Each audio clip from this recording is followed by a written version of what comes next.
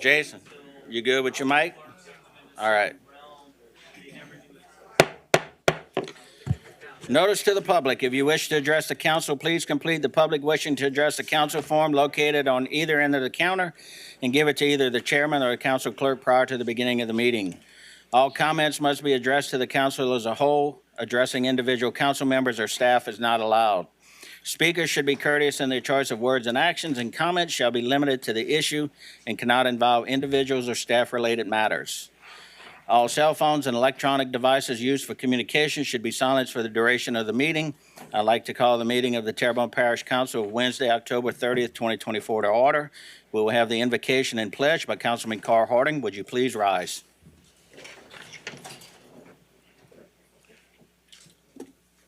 Heavenly Father, it's truly a blessing for me to be standing before mankind and professing to know my Lord and Savior, Jesus Christ. Oh God, we come today asking that you give us wisdom, knowledge, and understanding from above, and most importantly, oh God, as I've read in this great book, oh God, we look at the fourth chapter, the book of Luke, verses 18 and 19. Understanding, oh God, that we have people that are looking forward to us, oh God, without prejudice, without malice, without hatred. We want to take care of the affairs, oh God, of this particular parish, oh God, that we be an example to the rest of the world. We ask that you bless us in your darling son, Jesus' name. Amen. Amen. I pledge allegiance to the flag of the United States of America and to the republic for which it stands, one nation, under God, indivisible, with liberty and justice for all.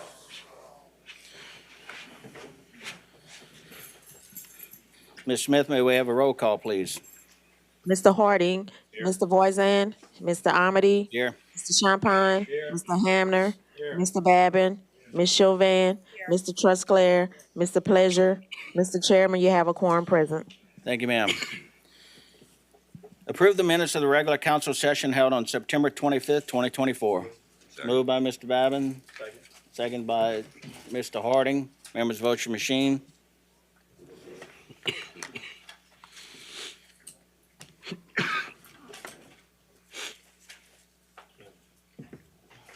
I did. Touched it. Thank you. 9 yeas, 0 nays. Motion carries. Distribute the minutes of the regular council session held on October 16th, 2024. It's been done. Distribute the minutes of the special session condemnation hearing held on October 29th, 2024. It's been done. Approve counts payable bill list for 10/21/2024 and 10/28/2024. Moved by Mr. Harding, second by Mr. Babin. Members vote your machines.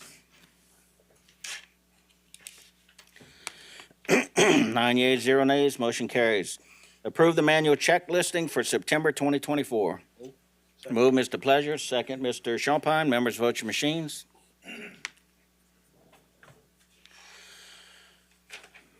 9 yeas, 0 nays.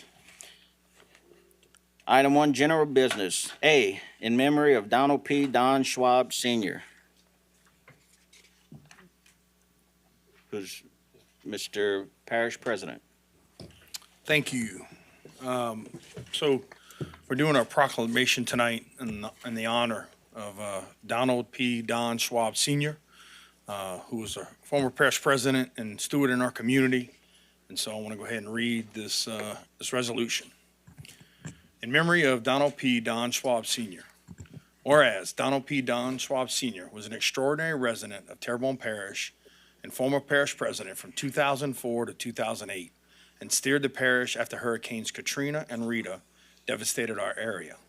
And whereas Don had many accomplishments throughout his life, beginning with an astonishing athletic career at Thibodeau High School that continued at Louisiana State University, where he became the only fullback in LSU history to lead the SEC in rushing yards. And whereas Don, known as the coach to many during his professional journey, where he enjoyed teaching and coaching at the high school and college levels at schools in New Orleans, Baton Rouge, Gray, Houma, and Thibodeau, before transitioning as the director of Terrebonne Parish Recreation.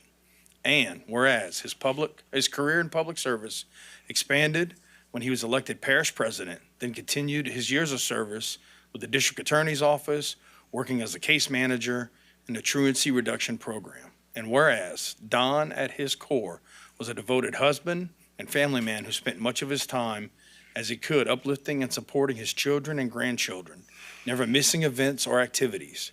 He was also a dear friend that offered a helping hand or listening ear whenever called upon.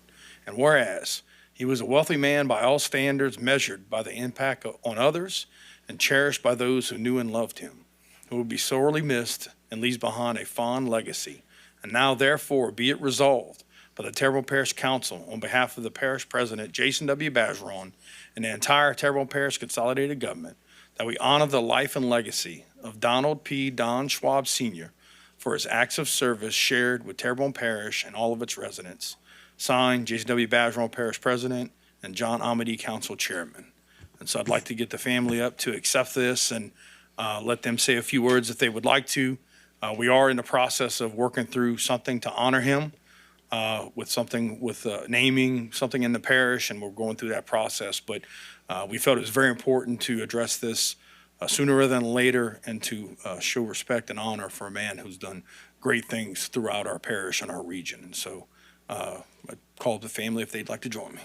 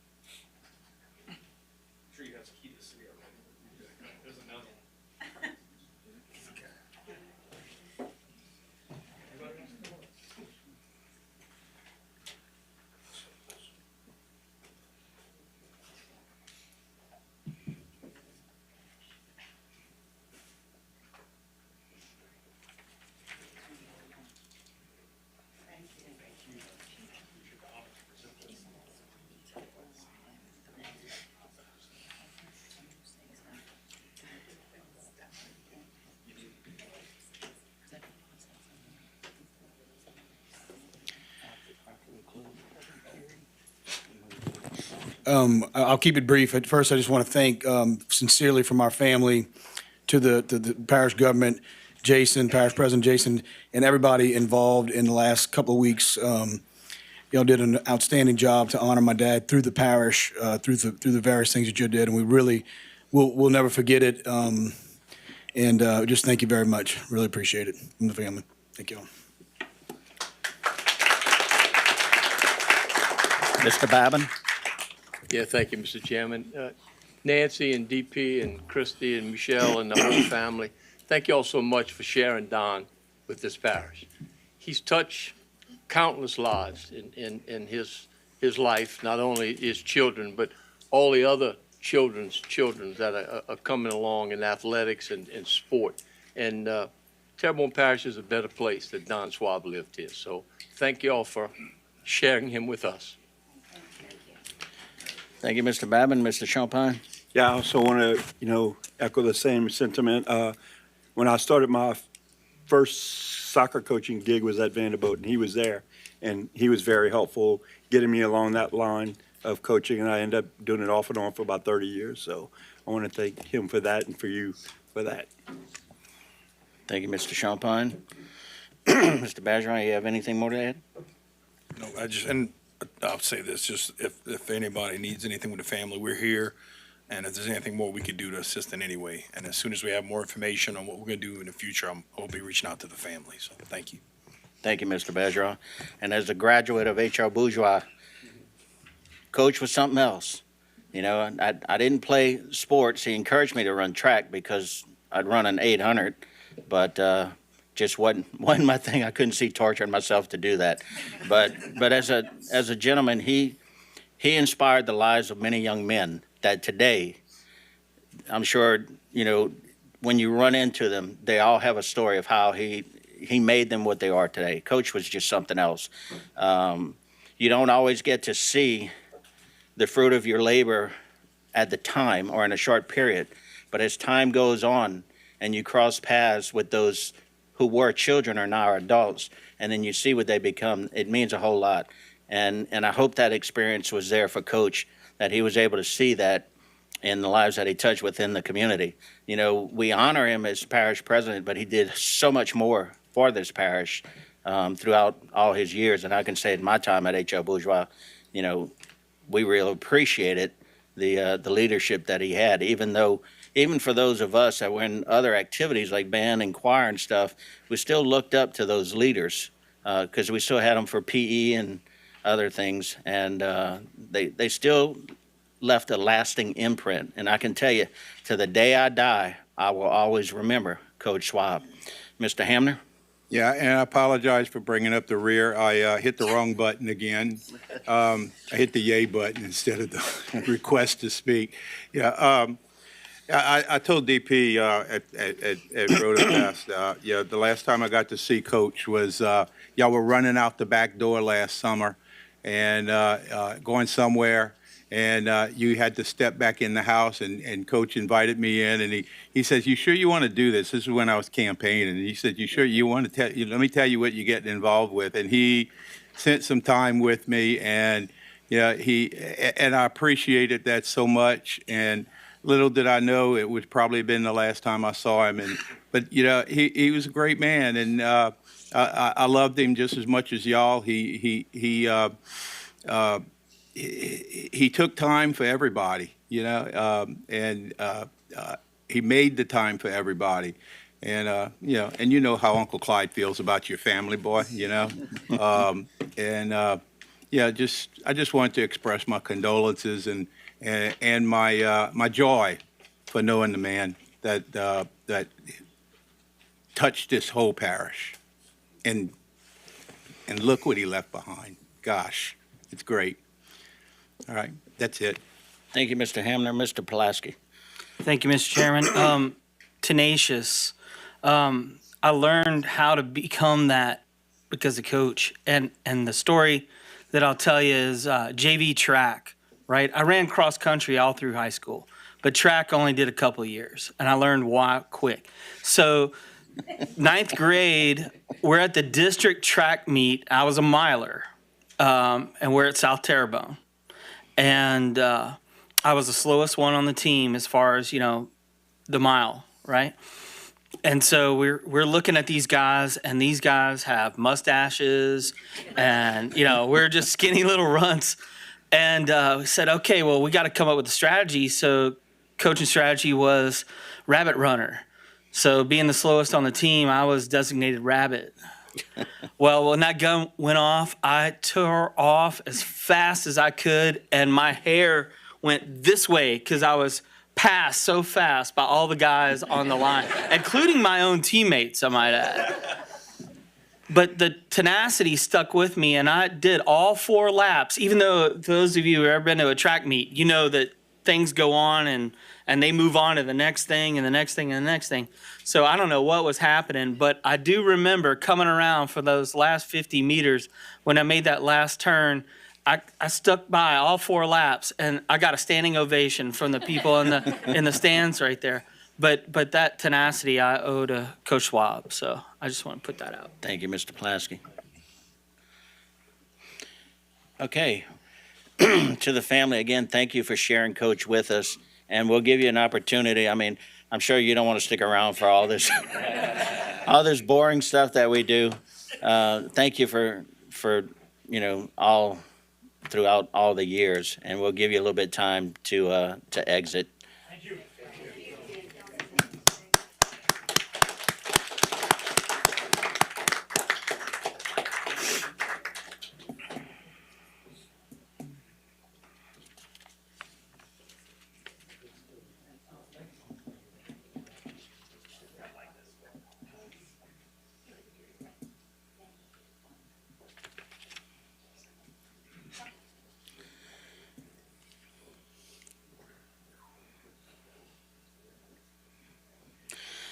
Okay, item B, updated EPA regulations from Consolidated Waterworks District Number 1 General Manager, Mr. Michael Sobear.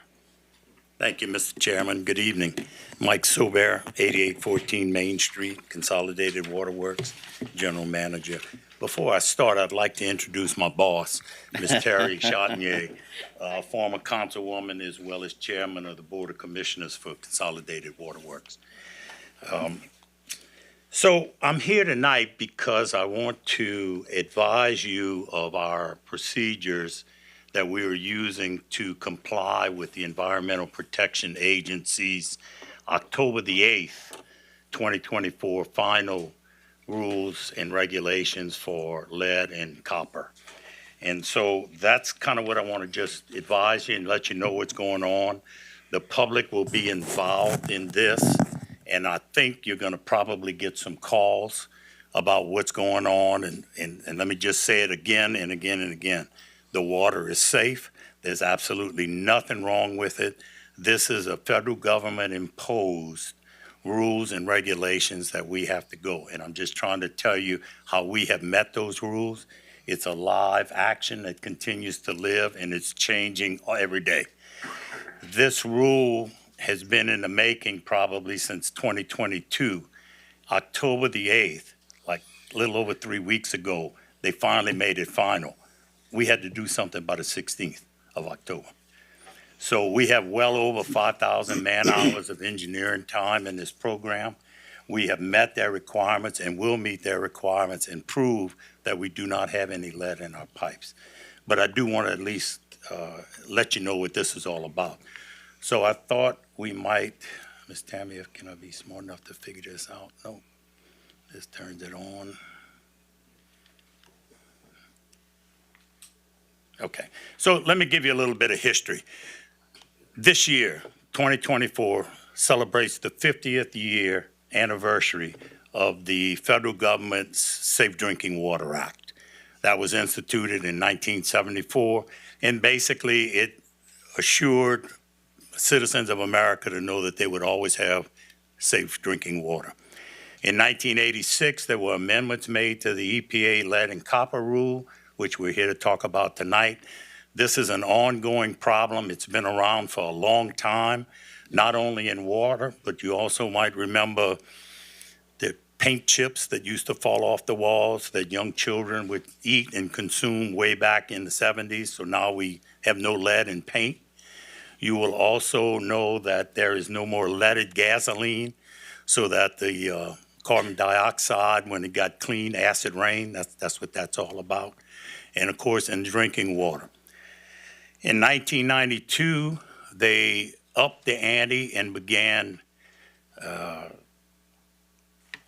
increasing the amount of work that needed to be done to assure safe water.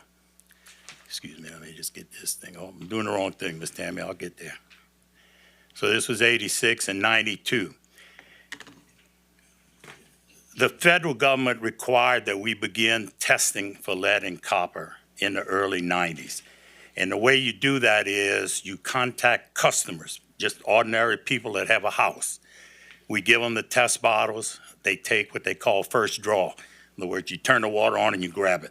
You put it in, we send it off, it gets tested and comes back.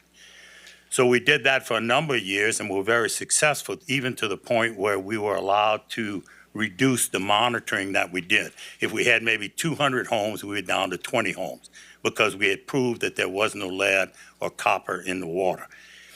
The copper part is more there because in the old days, they used lead solder to put copper together, okay? We have never found a lead service line in Terrebonne Parish. Lead was primarily used as a conductor of, water in the early 1900s. Well, up until 1950, if you left the city of Houma, there was only cisterns. There was no pipes with water, okay? So that actually is gonna make our job a lot easier, proving what we think we already know. But we did a good job. We did a reduction in things. And one of the things that helped us is this right here. The first thing is Sequest. It's a corrosion inhibitor. It's a polyphosphate that we add in the water. It's safe drinking for drinking water. And basically what it does is it coats the inside of the pipe. And so that if there is any lead on the outside, which is in the pipe, it can't leach through that. And we've been using this for years. It's National Science Foundation safe. We use a ton of it all the time, and it does a good job. The other thing we do in the middle is a coupon rack, and it's not an erector set that we did with PVC, but inside each one of those little white PVC taps is some kind of piece of metal. And the water runs over it all the time. We know the exact weight of the metal before, and then once every 60 days, we take this out, clean it all up, send it to the lab. They weigh it in like 1/1000th of a gram. And that's how we tell if we're corroding anything, if the pipes are getting corroded. If you have lead, that's a bad thing. The chlorine that we use as our primary disinfectant and is acidic, and it leaches the lead out of the pipe. So we've protected it with the corrosion inhibitor. We test it all the time. The water runs through this all the time. And we take these samples and we know it. And we know if there's going to be a problem because it's going to show up here first.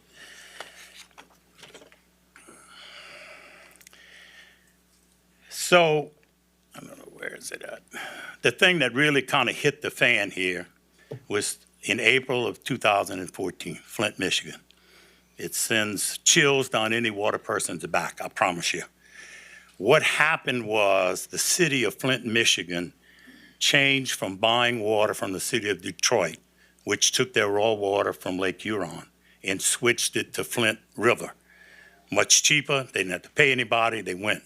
The problem was they didn't realize that the water in Flint, Michigan was much more acidic than Lake Huron. So if you remember your 6th grade science class, 7.0 is neutral, below 7 is acidic, above that is alkaline. That's what happened. And it took them a while before they figured out what was going on. Then once they found out, they did some dumb things like tried to hide it and cover it up and blame everybody else. But that really got everybody looking at potable water in lead pipes.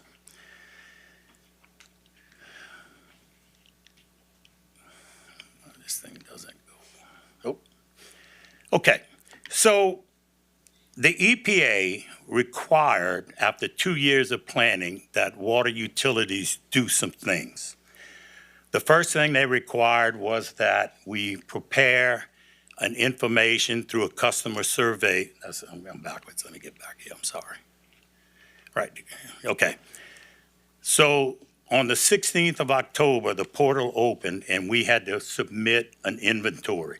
So we have over 50,000 service connections that we had to survey and see what was what and what was there. The city of Houma, when we took them over, had a lot of meters. There was no record, so we really don't know. But the feds have allowed us to use some statistical methods and means that they've gleaned from the state of Michigan and Ohio, which are the 2 states that have been at the forefront of all of this testing, to set our rules, okay? So over the 50,000 meters that we have, we will be required to dig up 381 service lines from a randomly generated database. Don't know, might be your yard, might be my yard, might be somebody else's yard. That's gonna probably set some people off and get them a little nervous. This is all part of the process that we have to go through. Doesn't mean they have lead, doesn't mean anything. It just meant you got picked and that's where we're at. We will survey that, we will verify that there is no lead there, and then we'll move on. If we're lucky enough and there is no lead, we don't find any lead in 381 of them that we dig up, and we finish. We send out the letter, everybody's cool, we move on. If we find one, we gotta start all over again. Randomly generate another 381 and just keep doing it until we get to that point where we know there's no more lead. Okay? If we can't ratify and confirm that there is no lead, we have to send out this notice, which you should have gotten in the mail already. It's a 3-page notice. The first one tells you what's going on. There's a QR code on it. If you hit it, it'll take you to all the various data points that we have that you can check where you're at, what's going on, tips and what to do and what not to do. We've asked the public to help us. If you know what your house plumbing is made out of, let us know, fill out the little form on there. If not, don't worry about it. The government has really put forth a great effort to make sure that we find, if there is any lead, we get it out. In our business, Consolidated Waterworks is responsible for everything from the meter going back to the treatment plant. That's just the rules of the road. This time, we're taking it a step further. We're going on the other side and going on your side of the meter to find out if there's any lead. And there's going to be a whole set of requirements and rules for us to follow if we find it. I don't know who's going to pay for it. I'm sure we will some way, shape, or form, and that's okay. But it's going to be taken care of, and they're going to get the lead out of the water this time. So the first hurdle to get over was to fill out the portal and put the inventory. We did that. The second hurdle, which had to be done within 30 days, which would be November the 15th, we've already done that.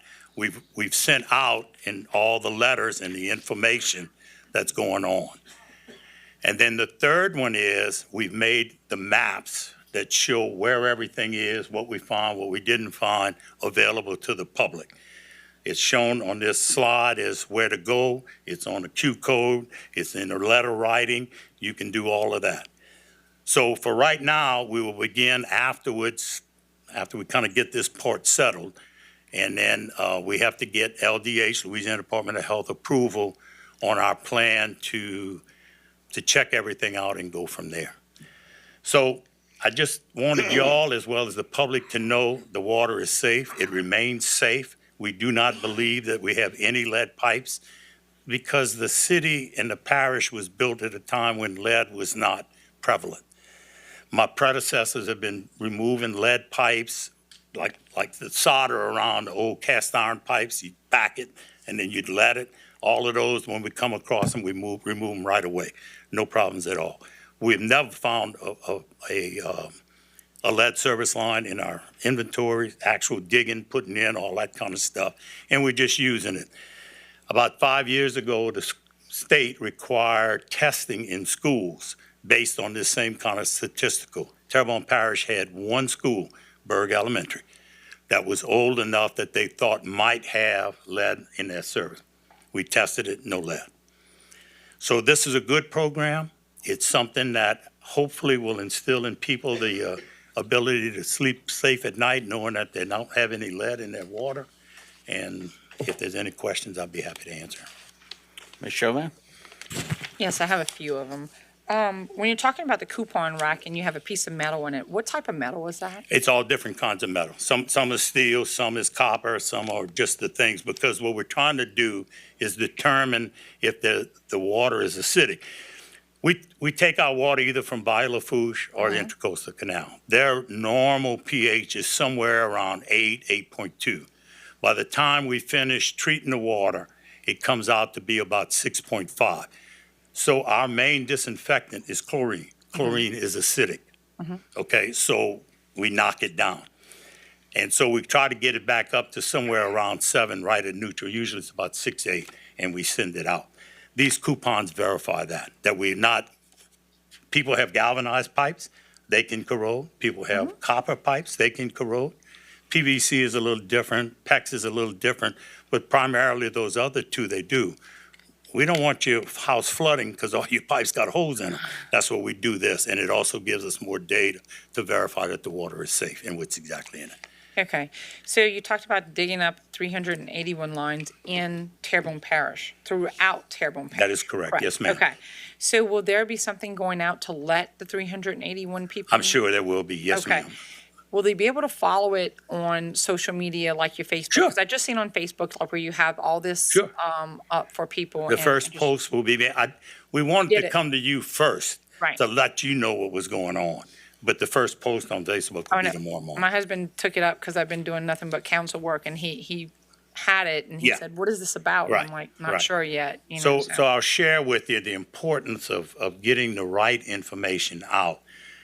We have our own lab where we do all kind of bacterial testing and everything, and they're also our water quality people. We had a call from a customer who comment was, "Hey, my water smells like Lysol." Water tech goes out there to the house, knocks on the door, doesn't get an answer. He's got faucets outside. He's taking all kinds of samples and everything like that. Finally, the lady, happened to be a lady, came out, introduced himself. He goes in the house and he looks, because he's taking a sample at the sink, and he sees Lysol dishwasher for dishes. So he tests everything, doesn't have any problem, and he goes, you're probably smelling that because you're using that. Well, I know, and I got a letter from y'all, and I didn't really understand what it said, so I thought y'all must have changed something, and that's why I'm smelling. Okay. It happens. No, I'm just wondering so that I can help to Yes, put ma'am. this out That's to it. And my please, constituents. anybody, you got a comment, there's some frequently asked answers and questions on the literature that we send out. Our phone number's all over the place. We have emails that you can send us, call us. Let us help y'all. So let me ask you, when you're digging up, it's not gonna stop any water flow or No, anything ma'am. of that? Well, matter? no, Okay. no. I know, I'm just making sure because I'm sure that's the first phone calls No, you're gonna no. get when you talk about digging up No, 381 lines. that's it. And we're going to be right there at that meter box because that's what the EPA wants to know. We Okay. know what's on our side. We want to verify our side, even though we have data to prove that. But more importantly, we want to find out what's on their side. So people can do the scan and give you what their type of pipe is? If they know, yes, ma'am. If they know. Yeah, yeah. Okay, Yeah. all right. And I have to tell you, we have had probably about 200 so far, people that have called in and given us information. We had one lady that actually said it was lead. Well, that got everybody's attention immediately. Okay. And so we went out there, and what she had was galvanized pipe, Okay, okay? Galvanized, yes, has a very small percentage of lead in it. But lead, you can bend a lead pipe Right. with your hands. You don't have to be Superman. I okay, mean, well, that that's tells it. me what I need to do Yes, ma'am. at my house, so. But thank if you do know what it is, we appreciate any help that we can get, because that's less, Yeah, we'll have to better go in. information we have, the better choices we can Okay, engage. and even on commercial properties too. I Yes, mean, ma'am. like Oh, we yeah, have the wa- yeah, we have everybody ice has got a houses. water meter, any water meter that we put in, even if it doesn't have a meter in it now, we have to go verify. Okay, no problem. Thank you so much. I More than appreciate welcome. it. Yes, ma'am. Thank you, Ms. Chauvin. Mr. Babin? Yeah, Mike, this is a mandate from the federal government. Federal Is it an unfunded mandate from the federal Well, government? if you want to have a chance to get funds, you better do what they say. Yeah, But no, I but yes or no, it's, So and I think something's going to happen, Danny. I just don't know what it is, because they haven't Right. said what it's going to be. And in terms, I know some of the questions we're gonna get asked. You come into my house and you digging up in the yard, you're gonna make it whole again. Of You know, course, that- of That's course. exactly right, exactly what you Not, do every other Ms. time. Michelle I'm sure can testify to, Sure, we have sure. right-of-ways and servitudes to have that meter on their property. correct. Okay, so we're not, we're not invading their privacy. I got it. Somebody, whether it be them or previous owners, gave us the right to be there. Correct. And that's what we're doing. But again, that's our customers. We want to treat them Correct. right, and we want them to know what we're doing. We're not, no conspiracy theory or anything like Sure. that. Well, We're I just doing what mean, we're from trying a to minimal get. cost standpoint, we feel certain that the 380-foot one you're gonna check is all that you're gonna have to do. I feel very That confident cost will about be that. minimal. Yes, sir. And if not, you'll know about it, and we'll take care of it. We'll take Thank you, care of sir. Thank you, Mr. Babin. Ms. Sobert, thank you for coming, giving us that information. I've already gotten a call, somebody wondering what it's all about, so now we're better informed to let them know exactly what's happening, because when you say dig up, people really it. freak Well, out. that's what I'm saying. So just want to try and get to y'all. Thank you And, very and I much. would think if they know what's in there, like I know what's in mine. Yeah, it's take a copper. second and just shoot us. Yeah. It's Q-coded. So I think Hit that the would link and give us the save information. y'all a lot of work as It well. would, it would. So, again, thank you, Terry, for all what you guys are doing. I've always bragged on our water. We've always had good tasting, good safe water. I know this because I work on their system, on my end. So, with that, Motion to go into 6:30 public hearing? we have a motion to go into 6:30 public hearings by Mr. Pleasure, seconded by Mr. Harding. Members, vote your machine.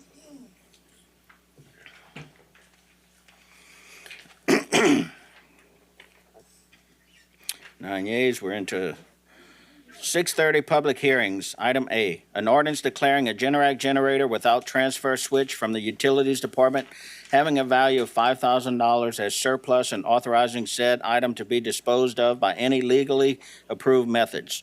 First call for public. Second call for public comment. Third and final call for public. We have a motion to close by Mr. Harding, second by Mr. Pledger. Members vote your machine. 9 yeas, 0 nays. We have a motion to adopt by Mr. Harding, second by Ms. Chauvin. Members vote your machines.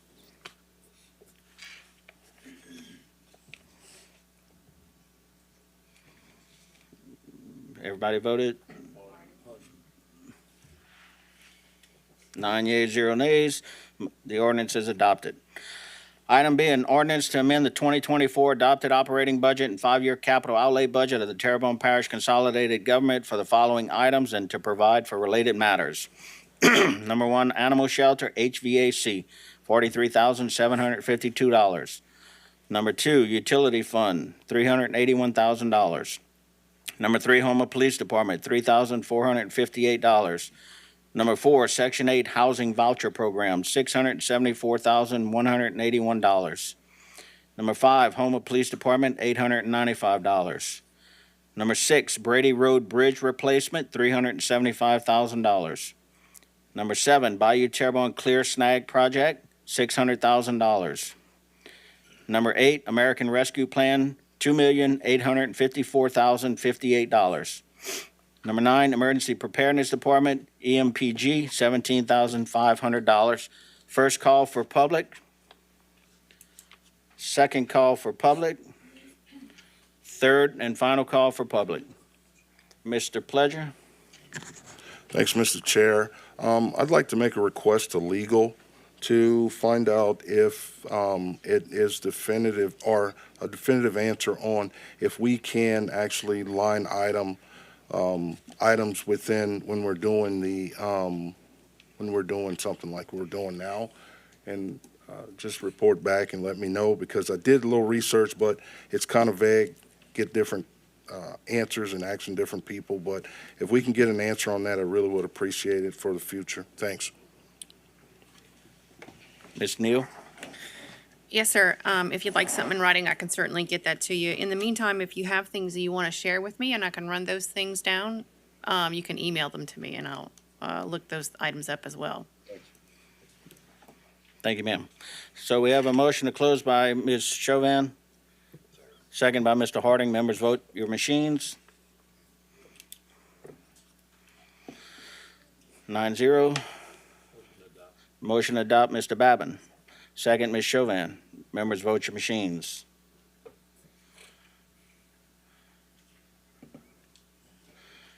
Eight yeas, 1 nay. Ordinance is adopted.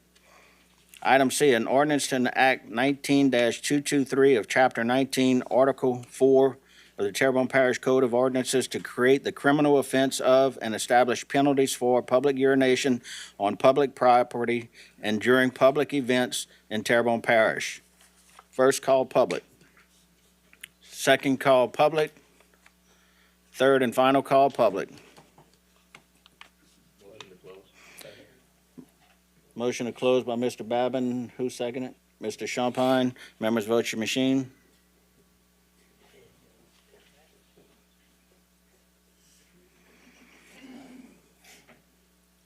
Nine yeas, 0 nays.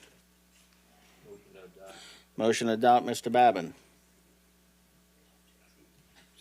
Second, Mr. Champagne. Members vote your machines. 9-0. Ordinance is adopted.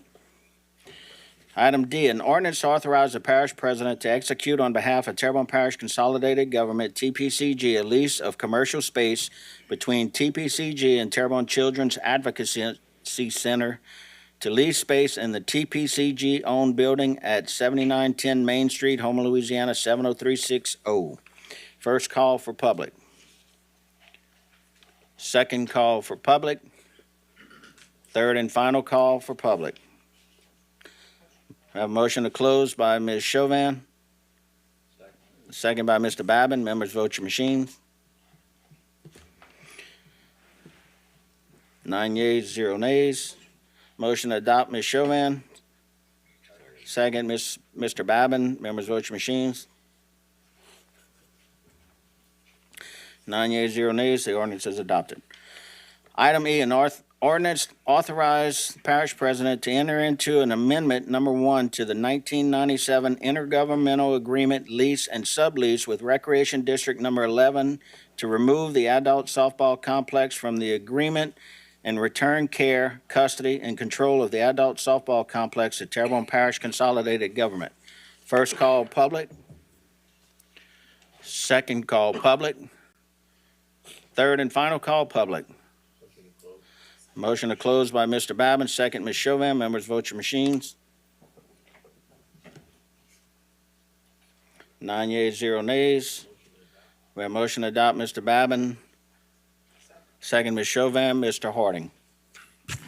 Yes, I've been actually an advocate for basically to be rather point blank with this. I think Rec 11, when they had this particular piece of property, which you look at here in 1997, it's going back to the parish under perhaps Mr. Jim Wendell and Quality of Life. Now, I'm going to make this statement going forward.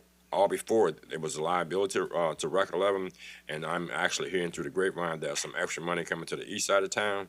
So I want to make sure that, that the money coming from the east side, going to the east side of town, actually can be used now, because it had nothing was going to the east side of town with the adult softball complex since 1997 to actually assist the Rec 11 and through the Terrebonne Parish Recreation. So it's something I actually push for, and I'm happy that it's done.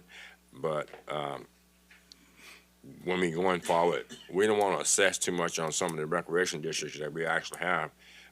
Then all of a sudden some money coming out. I'm putting it out there. Not that this is the case, but then that's why I'm putting it out there to see that now that it's being turned over, the money's going to be put over there. So thank you. Thank you, Mr. Harding. Members, vote your machines.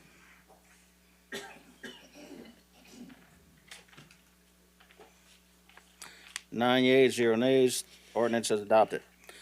Item F, an ordinance to amend, rescind, and enact certain sections, Chapter 14, nuisance abatement of the Terrebonne Parish Code of Ordinances to provide for alternative methods of notice violations, to eliminate violations for excessive noises, to facilitate efficient processing of fees, to establish a protocol for canceling nuisance liens, to establish a warning period for nuisance actions, to stack violations for multiple offenses on one or more properties owned by similar owners, to standardize judicial review of violation proceedings, to prohibit persons in violation of the nuisance code from bidding on parish-owned, adjudicated, or surplus immovable property, and to provide for related matters. That was a mouthful.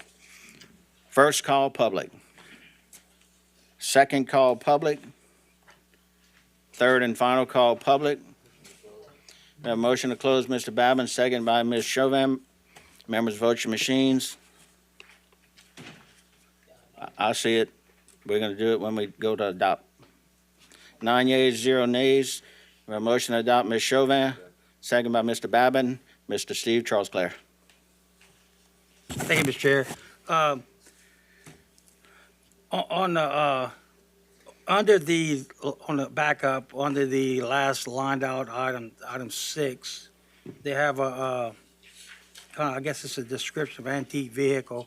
Means any motor vehicle which is 25 years or older has not been materially modified or altered from the original manufacturer specifications, being collected, preserved, restored, or operated, and so on.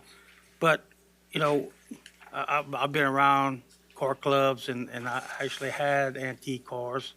A lot of these vehicles, the terminology is rat rods. They take these cars, they do materially alter them from their original state. So, I'd like to see this actually taken out of it, because just because it's not restored to its original condition, it still registers as an antique, and they're roadworthy, they're insured just like any other vehicle.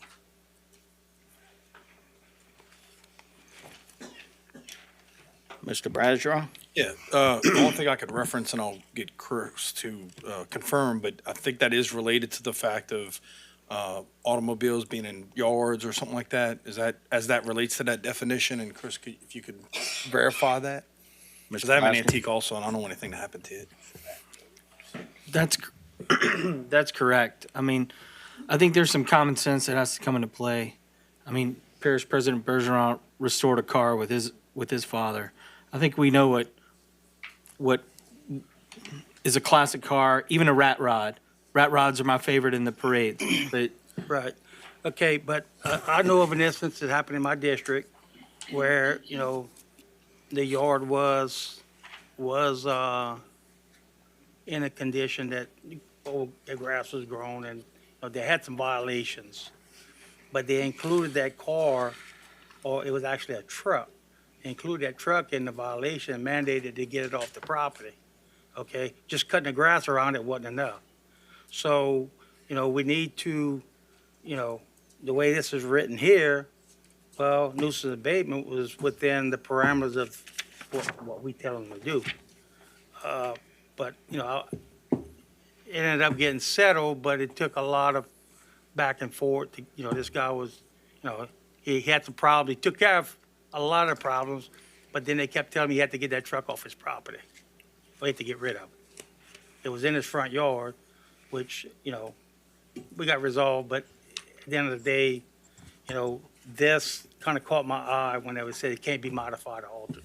Is that recent that happened? Like this year, or I'm just curious? No, it was last year, a year or so ago. No, So it wasn't. We've had different situations also, and again, that's part of why we're doing some of this cleanup and this, because there was some stuff I think is maybe interpretive, right? But I know when I've been able to get with Chris and say, hey, this person's reported this issue, I don't see a problem, and he ends up being worked out. So I've hoped that we've worked through some things in that department for that not to be an issue moving forward. So, I mean, if we can strike it or change it, whatever we want to do. Just there are those. Because I'm gonna come back, if it happens, I doubt it'll happen again, but if it ever happens again, I'll make sure it gets taken care of again. But, I mean, if we can eliminate from the beginning from people being harassed through nuisance abatement for something that it's a terminology that could be corrected before we put it out there, I'm good with that.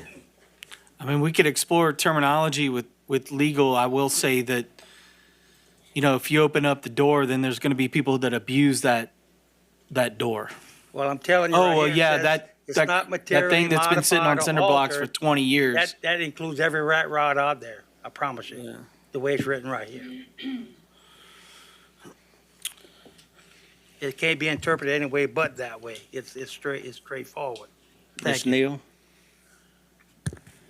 If I can get the record of the incident that Mr. Trosclair is talking about, I can probably do some research and come up with some language to include in an ordinance in the future to help that situation.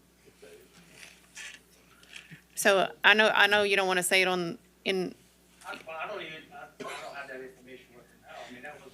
You want to turn your mic back on? Let's track it down. Let's track it down and I'll look into it.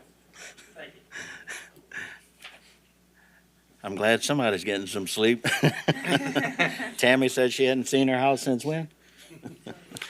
Saturday. Mr. Harding?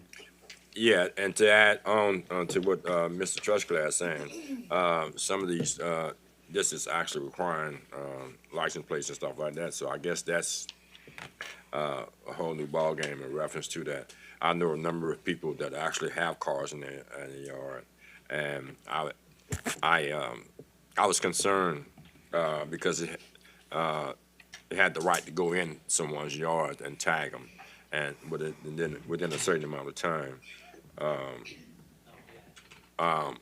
So I had someone that was similar to that, too, as we changed it. But I also, when we were discussing this, we're in a position now, who picks the cars up? If we had to get them towed, who tows them? There's several questions in my eyes. Well, we don't have a contract, a standing contract that would have to be bid out each time, kind of like what we do for demolitions for condemnations. Okay. Not to say that we couldn't do that. We do that for grass cutting, right? So the contractor that the nuisance abatement uses for tall grass and junk and trash remedies is contracted out. You know, they do that, I think, every 2 to 3 years through purchasing. So we could look to do something similar for that. Yeah, because my concern is that actually it says 30 days, right? So now well, when I was a fireman and have an accident, we have the next wrecker up to come pull them out, all right, and bring them somewhere to a storage area. So now we actually, let's say, for instance, Mardi Gras time or some hurricane happens and stuff like that, where are we going to store them? Who's going to actually cover the cost? After we do that, then the parish is responsible then to actually discard those cars, because I think was it 90 days at the most that we can actually have these cars in our possession. I'm not familiar with those. I mean, who tows cars on public streets? Is that police or I know if the TPSO? police gets involved, they have a rotating schedule of records that they work with. And we could definitely look at adding that if we wanted to. I just want to kind of note that, I've probably had a dozen of different kind of situations related to nuisance and abatement come to me. And this process has been involved working with Deanna and Camilla of, like, what do you guys need for better success? And really sitting down and having some conversations. I'm sure Chris may be tired of this, but going, this is what they're hearing, or this is the letter they received, and kind of walking some people through the process of making sure that in some simple circumstances, just a phone call resolves some things. And so we're definitely trying to do everything on a case-by-case basis to make sure that our team has the information they need to make the best decision. If somebody's working on trying to get a car repaired and still has a license plate and those kind of things on it, again, it's when you look at kind of the good stuff for the bad. We have somebody that has 5 cars and they don't have license plates and they don't have anything like that. So, we're definitely not looking to go after anybody, but we are trying to make sure that we put a little more teeth around what we're able to do and how much quicker we're able to respond, like just a part of just serving somebody. So, as we work through this, I hope you don't get a call that says, they just come and took my car, or they come and did this, right? We got a letter that goes out. We're hoping that there's open communication to make sure that the person that's receiving the letter fully understands everything they need to do and what is it grass? Is it grass in a car? And just, at a certain point also, is there, and if I'm joking around with Connie about, hey, maybe you can help us cut some grass for people that can't afford it, right?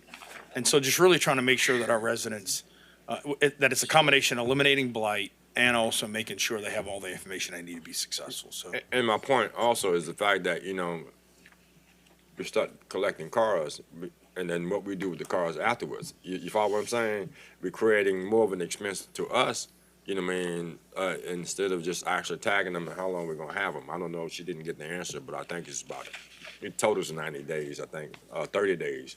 They have to move it, and then 90 days that's actually go through the process before we actually become owners of the cars. So once they become owners of the cars, then, they might want us to keep it because they didn't want to, bring it to the scrapyard. So we're going to be creating another business for ourselves. So, Yes, sir, Mr. Harding, I do have an answer for you on that. okay. So there was a provision that is in existence, actually, it's in existence right now. All we did in this ordinance was move it from the definition of junked vehicles into the actual enforcement area. So it used to be located under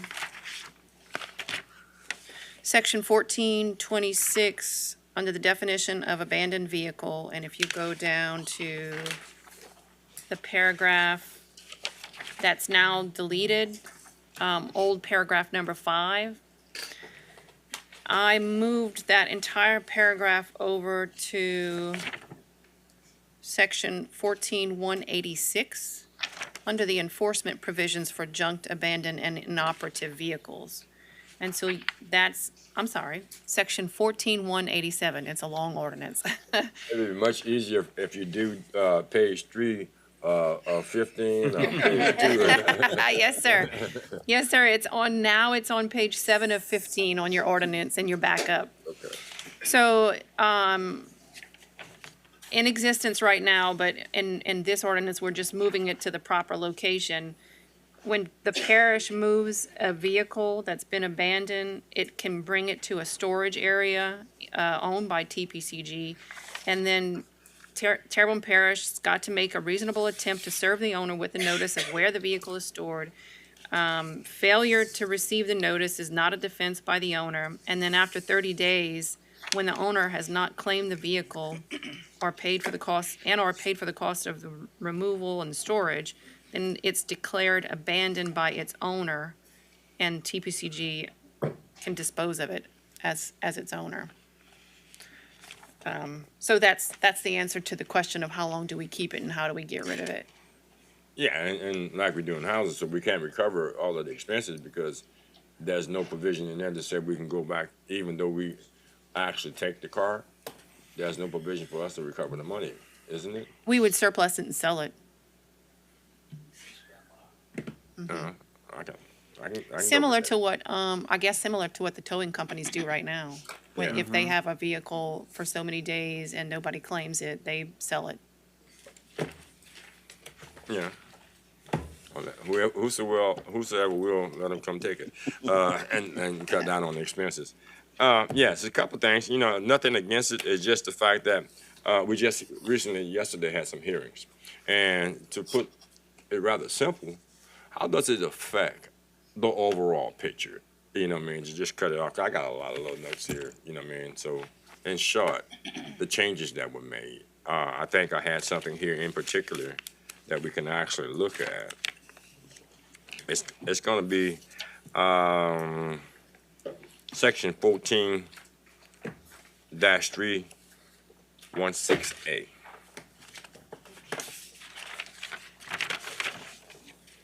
And once I get it, and I'm gonna tell y'all which page of 15 it is.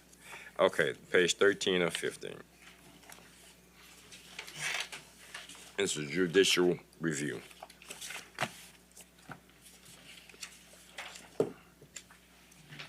The written decision of the nuisance administration hearing also shall be the final decision by the parish.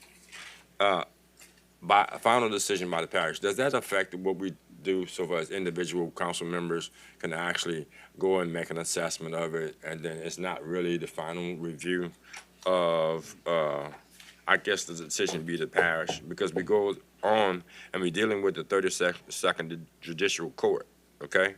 And section B says, at the end of it, it says, administration hearing subject to overhearing. Yes, sir. So this is, this section doesn't affect anything that the parish council does, or it doesn't affect anything that the nuisance abatement department does before we get a decision on a nuisance abatement violation.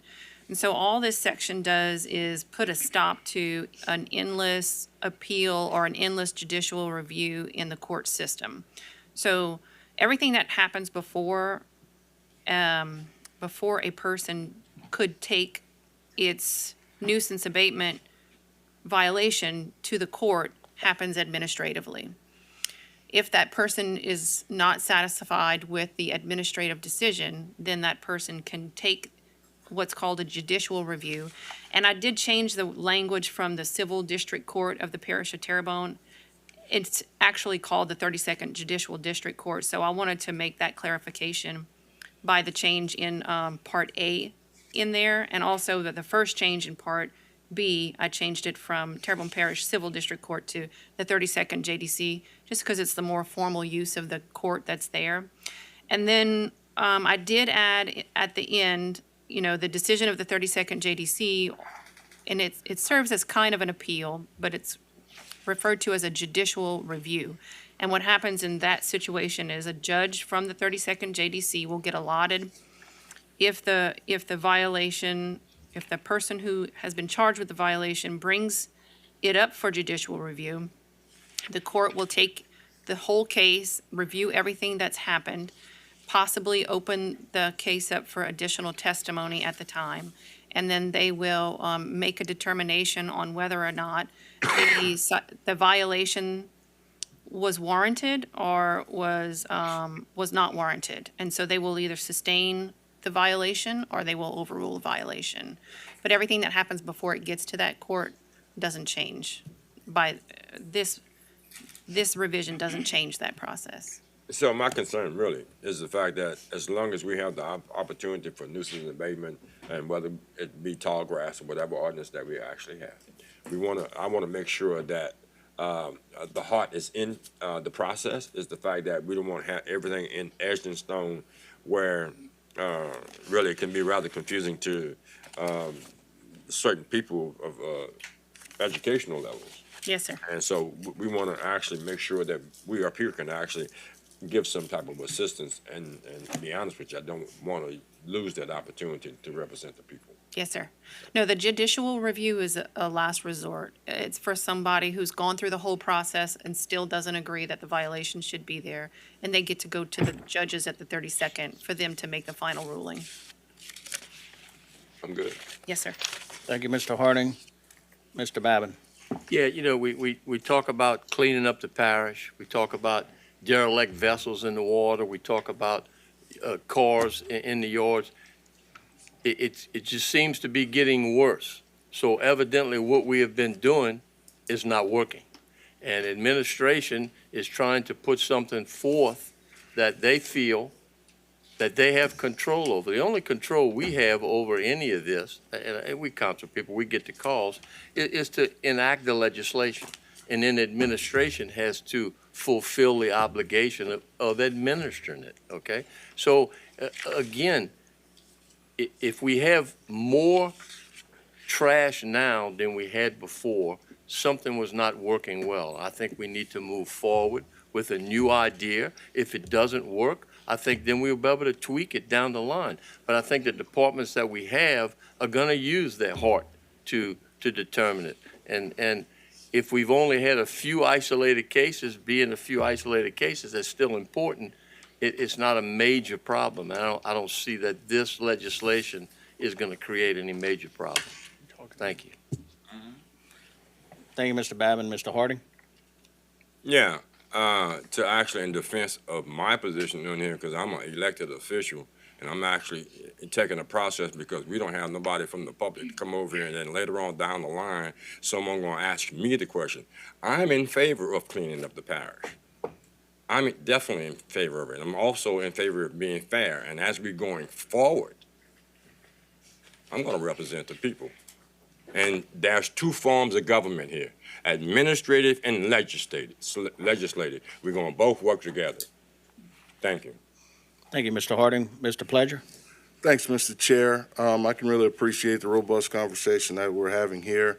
And I'll just add my, my thoughts on it. And specifically, I mean, there's been several areas of this ordinance that have been discussed, but I'd like to just kind of make a comment in regards to the section of this ordinance that I feel that it's targeting in a sense, because it says that, people are can be barred or can't take part in buying adjudicated properties.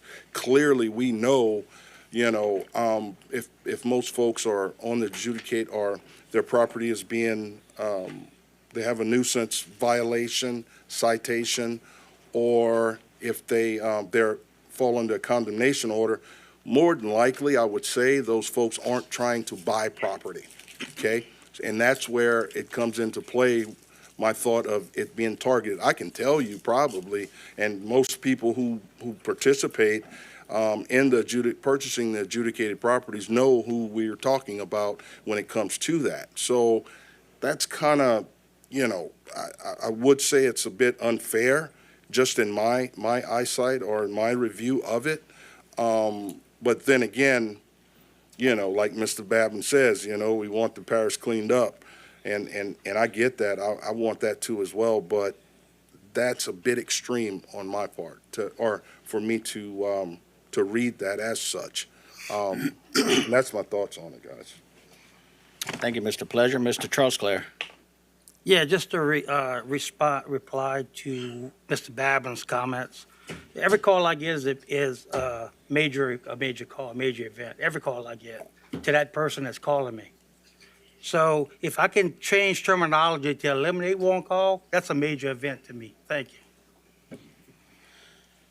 Mr. Champagne. Yeah, I kind of agree with Mr. Pledger, is that I'm glad we're having this conversation. I'd rather get the ordinance right on the front end and get it correct as good as we can have it, and to go forward, so there isn't those, gray areas that we all come across.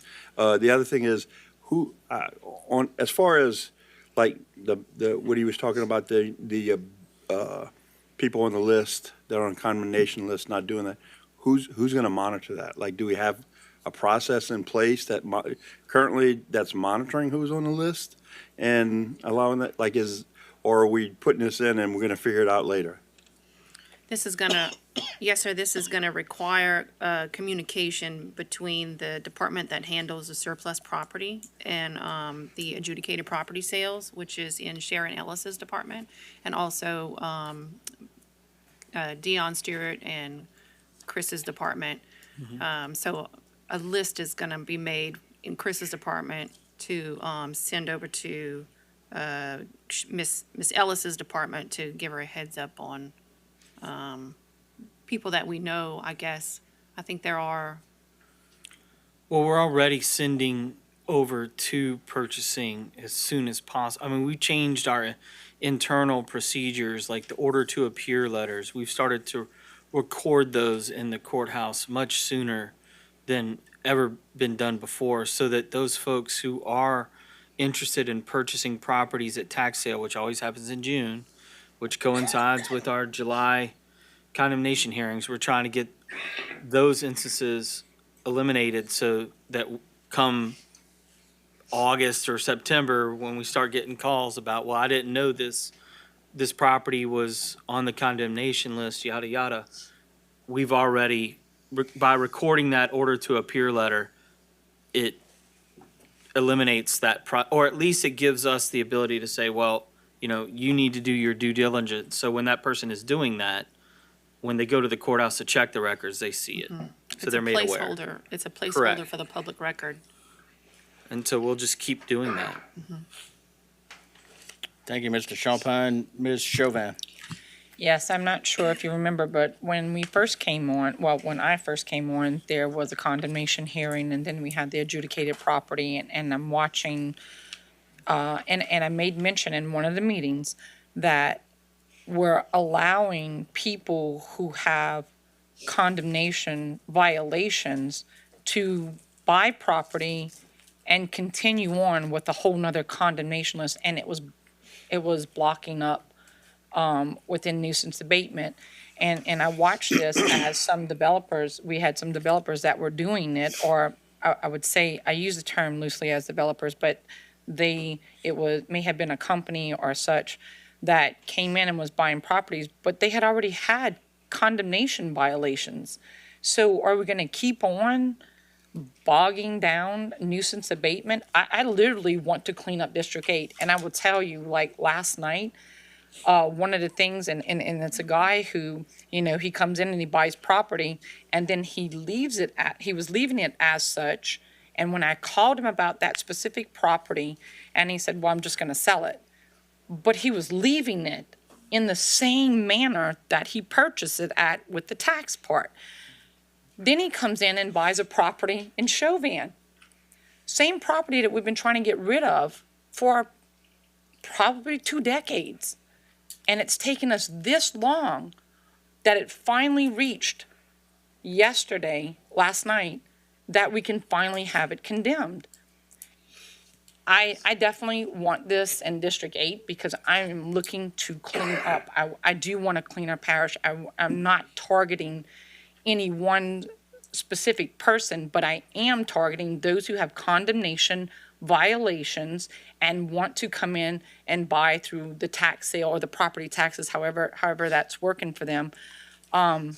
Because I don't want to keep going do this. I spent like months going in, doing the condemnations, the derelict housing, the abandoned cars, all the other things that are in nuisance abatement, because I want our section, because I do it in my own district, to look good.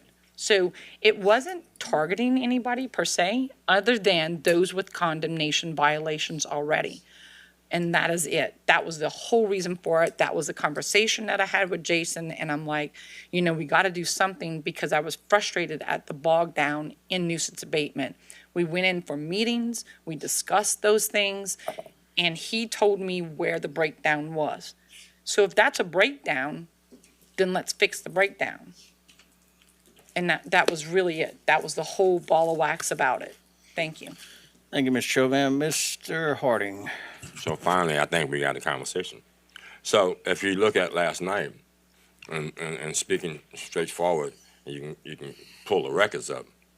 Or I can say District 2 and perhaps District 1 have more nuisance abatement and demolitions to be done in there. Okay, so therefore, it becomes a conversation of wealth. Those that could afford, those who cannot afford, I want those pieces of property to be gone because they blighted in my neighborhood. I don't want my neighborhood to be looking no different from nobody else's neighborhood. Therefore, I am for it. Listen to the words come out of my mouth. I am for it. But then being fair about it. Because I can actually, honestly, I'm not going to call no names here.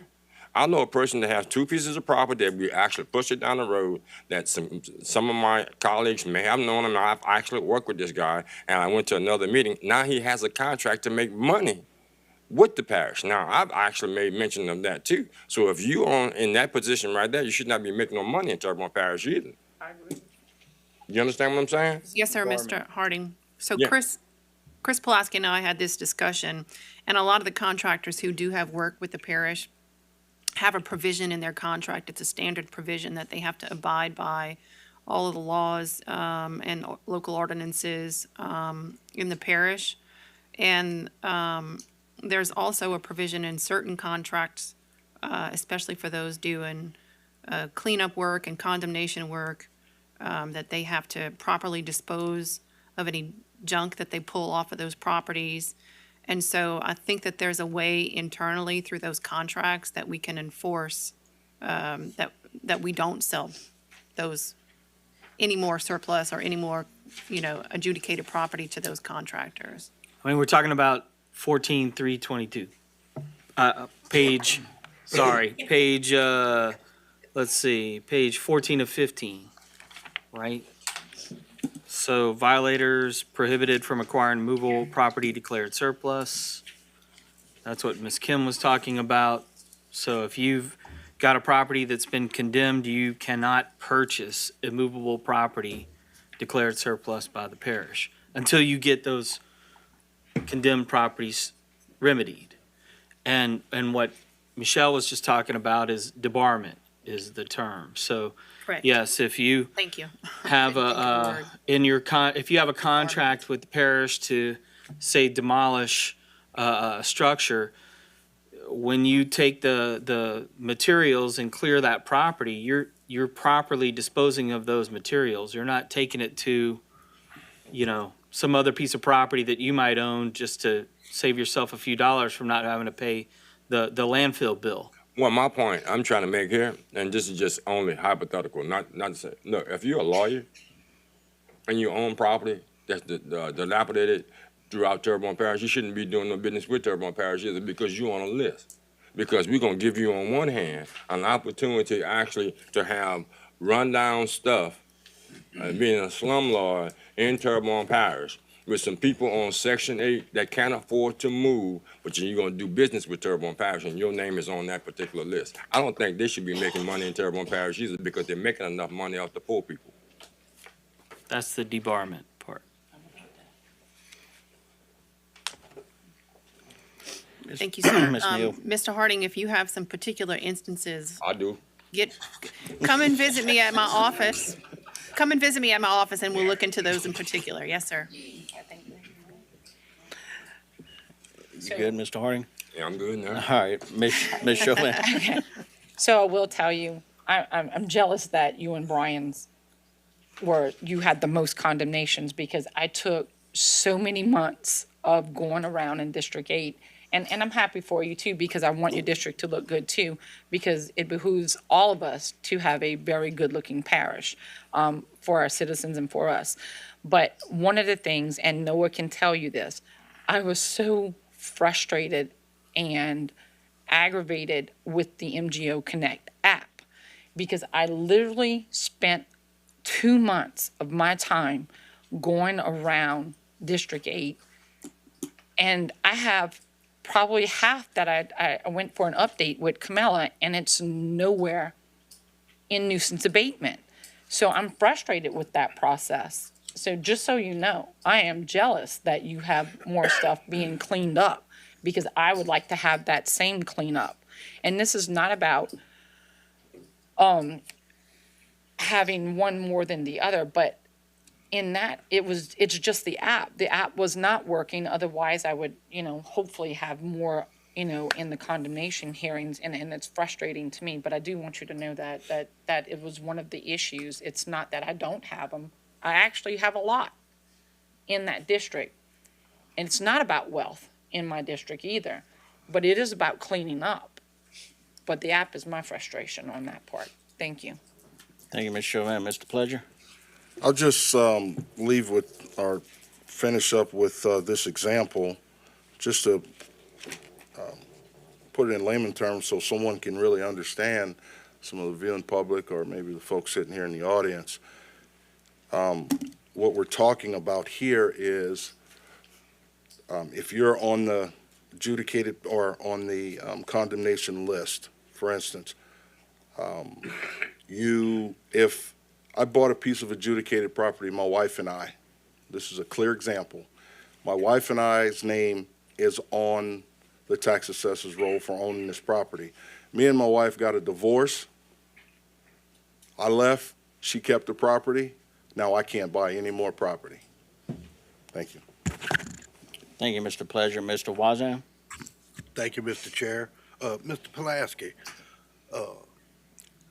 are you familiar at all with Brandon Drive? It's a little horseshoe street behind the mall. I submitted it like 2 or 3 times with some abandoned vehicles in the driveway. Your staff informed me that it didn't meet the criteria. My question would have been, if you was familiar with it, is if this new ordinance would meet the criteria for those type of vehicles. But if you're not familiar with that, I guess you can't. I'm not familiar with that particular instance, but Yes, I can sir. certainly check with them. I appreciate it. Thank you. Thank you, Mr. Wazam. Okay, we have a motion and a second. Members, vote your machines.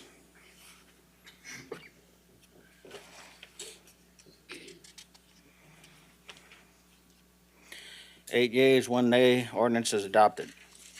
Item G, an ordinance to amend Article 5, Chapter 21 of the Terrebonne Parish Code, Section 21-87, to add provisions for removal of Recreation District Board members, to amend Sections 21-93 and 21-94 to require the repair of unsafe equipment or premises, to require compliance with the Policies and Procedures Manual, and to authorize TPCG to take certain action if the Recreation District fails to act, to adopt Section 21-99 to create the Recreation Advisory Committee, and to amend Section 21-97 to establish deadlines for the adoption of district and comprehensive master plans, and provide for other matters relative, other matters.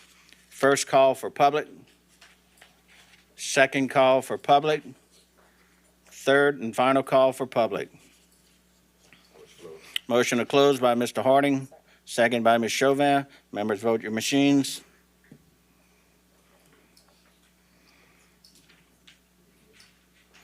Has everybody voted? 8 yeas, 1 nay. Motion to adopt, Mr. Babin. Second, Ms. Chauvin. Mr. Harding. I'm gonna raise my hand for talking a lot today. I've always been against the fact that when you look at Section 2, it says removal of Recreation District Board members, investigations and complaints. The Terrebonne Parish Council may remove any Recreation District Board member with or without cause. Any council member may initiate such removal. I would like to actually have the basics here that applies for members of these particular recreation districts. If you miss 3 consecutive meetings, you resign, you're termed out, you are convicted of a felony, then you can be removed off this board.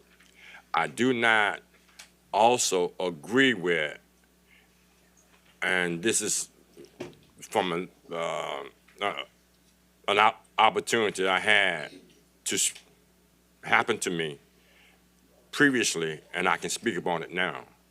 That was a council member, not in this particular area, that had a problem with an individual member of a recreation district during the time this particular recreation district was under oversight. And this is not a lie, because I am on the mic. This fellow wanted this gentleman to be removed from this particular board because they had a difference. And he would vote against that particular recreation district being off oversight.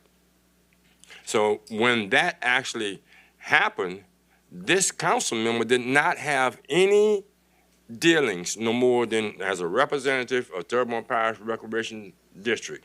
He didn't have any pieces of the property of that particular recreation district in his district. So I don't feel as if that if a person don't have no interest whatsoever, have not been to one of those meetings, can walk in any meeting and actually charge a individual member of that particular board up. I think it's the responsibility of the board, number one, set those small guidelines. You missed 3 consecutive meetings. You actually resign. You're actually convicted of a felon. Your term is up. That's a start. I don't like the fact that said, well, for no reason at all. That means because I'm taller than John, he's chairman, and I'm the tall guy, and I'm vice chairman of this council. Then it actually it doesn't allow us for fairness. So therefore, we let small guidelines, and I think we sometimes, and this we put in the cart before the horse because that you want to create a board.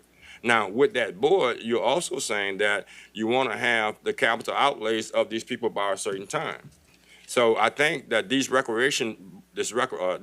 that you're going to actually design, which is similar to what the parish president of the previous administration already had, but they did not do their job because they met and they had no teeth in it. So this actually puts some more teeth in it, and I think they should police themselves. We already have a manual for these people, these districts to actually follow. So it would take less work off us, and then it'd be like, let's say, for instance, planning and zoning. They have their own meetings. They have their own meetings, and then what is final comes to us. I don't want like recollection not paying their bills or something happening in another recreation district that came up here. We don't need that here. We got all these recreation districts, and they got a recreation advisory board. Let them take care of that and get us out their business. I may want to say something to somebody else. Mr. Badron? If I'm not mistaken, you're talking about in 2187, Section D1, which is the Terrebonne Council may remove or any recreation district board member with or without cause, and a council member may initiate such removal. Based on the conversations we've had in the past about, really what I look at is there's no complaint system in place and trying to facilitate that. As I understand it, being able to move anybody with or without cause has been there, and I'm, not understanding what changing a whole lot with that, but definitely the bigger opportunity to handle complaints and removal. And I know you mentioned a couple times about like how many meetings you're attending. The change thing that was added in here was based on the fact of the presidents being the members of this board, and if they miss meetings, is the only thing that I understand was referenced when it comes to actually based on attendance and those kind of things. So I just want to make sure we're clear on that conversation. Which brings another point, but I'm glad we're in the conversation, is the fact that then let's say, for instance, some of these boards have 7 people on it. Let's say they have 7 people on it. So you want to take the responsibility or actually penalize this particular recreation district because actually I was involved with a recreation district, and my advice to them is that to take the burdens off one person not showing up to represent in that advisory board committee, the parish-wide deal. It's the responsibility of all of them. So they actually kind of, each one took a month. So the way it is in here right now, you're gonna penalize the whole board for not showing up at the meeting. So you can't penalize the whole board for not showing up at a meeting. So I think in policing themselves, because there are more than one member on that particular board, you can't hold the whole board responsible, I guess. That's where I was looking at. So, I looked at the fact that the Recreation Board's going to elect its president or chair. And from there, with that person being elected in that position, that would automatically qualify them to participate on this board. And I think going back to the fact that we're adding teeth to it, I think in that level of position, I think that's important that person does participate, with the fact that the board as a whole has selected this person.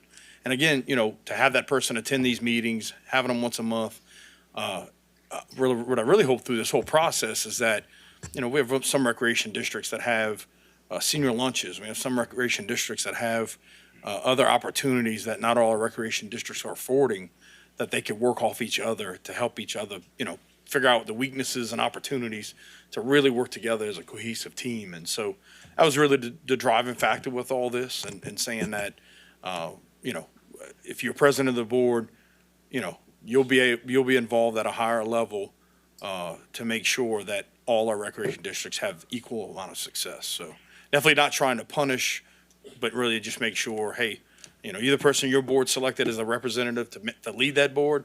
Let's take that person and put him on a higher level board to work on recreation, especially when it comes to the master plan, and making sure that, again, I think we might miss some opportunities by not doing this if we're building a building on this side of the line and another building on the other side of the line. That master plan allows that opportunity to say, hey, let's look at this as a whole and figure out where the gaps are and where we can fill those gaps with resources, where I know we still have some rec districts that don't have swimming pools, right? And I know Rec 9's pool was just wore out with everybody else going to that pool. So an end game is to make sure that we unite, we work together, and we help all the recreation districts achieve. And I talk about the quality of life, no matter where you live, no matter how old you are, is the end game with this. I'm glad we're having a conversation. I'm not finished. So my point is the fact, again, you're obligating one person when it's the responsibility of the whole board. I can understand if that particular, let's say for instance, Rec 11, and they have, let's say for instance, the parish-wide, they have 10 meetings. If Rec 11 does not attend those meetings, because if the president goes there, and then I hold everybody accountable. Number one, if I'm the president, I'm going to attend there. But then I would like to actually have a representation of someone in that board to bring the information back. Then we're obligated, because also when we have the advisory board, it states that we have to have a representative from the council. Also, so what I'm trying to do, we have nine recreation districts. They know about the nuances in reference to recreation. I feel as if they should police themselves and get us out of their business. Now, if there is a problem when we have to come in and have that executive session by the individual that's very irate, obnoxious, or doing something, hellacious, then we can actually take care of that person, and that's when we actually be involved. I think they should be able to help themselves, because they don't have, let's say, for instance, Rec 8, they don't have the opportunity or the funds, the resources, or the personnel to actually deal with the computer system that we're trying to, through our manual, place upon them. They don't have the money for it. I don't want to mention a couple other districts. They make less than $180,000 a year. They can't afford some of these other things, so they need the assistance from the rest other recreation districts. And we can't implement certain laws and expect them to succeed when they can't concede, because they don't have the ability to do so. And I'm perfectly willing to work with that, but I just can't say that we get that much involved. I think it's a plus to have the advisory board, but less of our hands on there. I want people to be successful just like you are, and then we don't intervene and let them handle their own business. All right, thank you, Mr. Harding. Mr. Pledger? Thanks, Mr. Chair. What I'm most fearful of in this instance here, one, we're on another topic and there's patterns going on, but what I'm more fearful of is the fact that we're imposing pretty stringent requirements on them, which, I mean, and when I say that very loosely, because we have to, if we're putting rules in place or we're expecting certain goals to be met, things to be achieved by the rec boards, I think we need to first step back and look at our audience, who we're talking to, the rec districts. I get it. Now, my time in office, I've been to quite a number of rec district meetings, and it's a certain makeup at all these rec districts, all of them, right? And if I mention, to be honest, if you mention capital outlay plan, comprehensive master plans, they don't even know what half of that is. You know, I think it's better if we, hand out to help them first. But we're going in, there's rod and the carrot. You're going in with the carrot in your hand, but you got a rod behind your back because you've already made the goals that you want them to achieve unattainable. Let's teach them first. Let's show them. Let's embrace our rec districts. We don't want to come in just, we expect this, and this. Well, okay, they've been accustomed to doing it a certain way for so long. How do we help them? Well, when we send this out to them and say, hey, you need your comprehensive master plan into us by this date, they're going to look over to the next person at the board and be like, man, what do they mean by that? You don't have it in. So now we have a thing where they're going to run away. And the same people that I'm saying that make up these boards, they're going to just walk away from it. Then who we're going to get? Thank you. Thank you, Mr. Pledger. Mr. Champagne? Yeah, so I want to just rebut that a little bit. Each board has an attorney and an accountant who can support them in that getting those things together. Thank you, Mr. Champagne. Mr. Bergeron? I just want to clarify, you mentioned a pattern. And so the pattern that I'm definitely trying to do in my administration is accountability. And every ordinance that we've been bringing up is related to solving an issue that we have been dealing with in a recreation perspective for a long period of time. And so my understanding is that they've always had to do these capital outlay plans, and we've approved as a council a policy manual that I understand possibly isn't even being followed still, which in turn doesn't allow for those rec districts to maybe have some of the success and to efficiently spend the money as they maybe could. And so again, my point of this whole deal is, there's no complaint system in place. We have an advisory board that was meeting and wasn't really able to do anything. They basically go to the end of the chain and bark. And so all we're trying to do is set people up for success. And my team's heard us 1,000 times so that we can then hold them accountable. And, I get it that, people talk about change, but when it really comes down to change, usually buck it more than they accept it. And so I believe the definition of insanity is doing the same thing and expecting a different result. And I just feel like from the conversations that I've had with the rec districts and the inequality of the fact that, again, you have, 2 or 3 districts that have a dinner for seniors and the rest don't. And then in town halls that I've been meeting with all these, with all our residents throughout the parish, where the recreation districts show up and they're actually answering questions for the residents in the town hall and talking about how, how do we work together as a community and make sure that the areas that don't have senior lunches maybe have something a little more often or have something that they don't have now versus the fact that their senior lunches are only through rec districts. And so, again, just trying to make sure no matter where you live and no matter how old you are, you have equal opportunities for quality of life. And again, if everybody up here would say that our rec districts are perfect and do not need any help or changes or anything else, then I would say, let's leave the status quo in place and not make any changes. But to have an opportunity to, again, set up these districts for success and have them work together and have teeth that themselves can help each other be more successful. Man, I'm telling you, I just don't see how this is a lose opportunity at all, and that we have just an opportunity to move the parish forward even more with all these things that we're doing at the ordinance level. Thank you. Mr. Lerat? I'd like to speak a little bit about these master plans because I can tell you from my time on Rec 11, when I found out we were required to put together a master plan, it is a little overwhelming when you hear that word. But I found out very quickly that by reaching out and communicating with other rec districts and with Candace as well, before I knew her, that they were more than willing to help and show me other plans and show me what they've done. So I like that we're building in some cooperation and some forethought with this ordinance. I think it's critical. I think we do have a lack of communication between our rec districts, and this will help with that. And things can be scary, but again, you need a plan going forward, and you need to put some thought into it, even if it's a volunteer position. So I think that needs to stay. I think it's important, and I think that our rec districts can do it. Thank you, Mr. Lerat. Mr. Harding?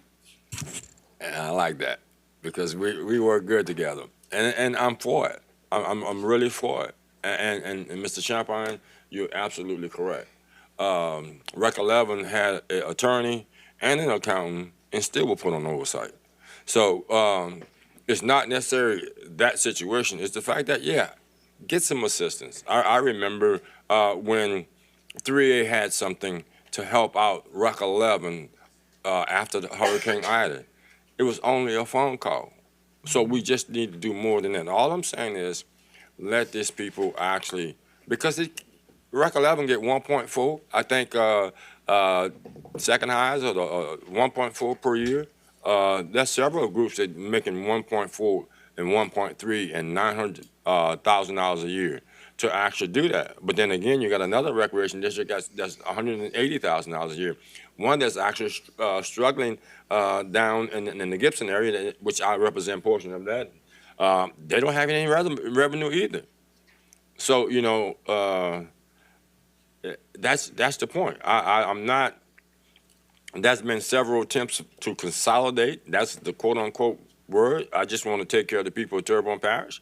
I know the manual went in one aspect. We've actually changed from recreation to the quality of life, which changed the heading, we changed the wording, we changed the opportunities. And hopefully there'll be a better thing that we can actually do. But I like the fact that, you have the experience in that. And you can actually help him what I'm talking about. Because, I just don't want us to actually stick our nose into somebody else's business they don't know what they're talking about. That's all I'm just saying. Let them police themselves and help them out. Thank you, Mr. Harding. Mr. Pledger? I'll share this as well. And a lot of people, a lot of folks, I want everybody to really understand, the viewing audience and also folks that might be here, but we're mentioning rec districts, but at the same time, we're also hearing just Rec 11. We're not hearing about, there's 1, 2, 3, there's all different types of rec districts or different numbers, right? But Rec 11 has been, from what I understand, probably the most involved rec district. I'll put it like that to be nice about it. But with that rec district sits in my district.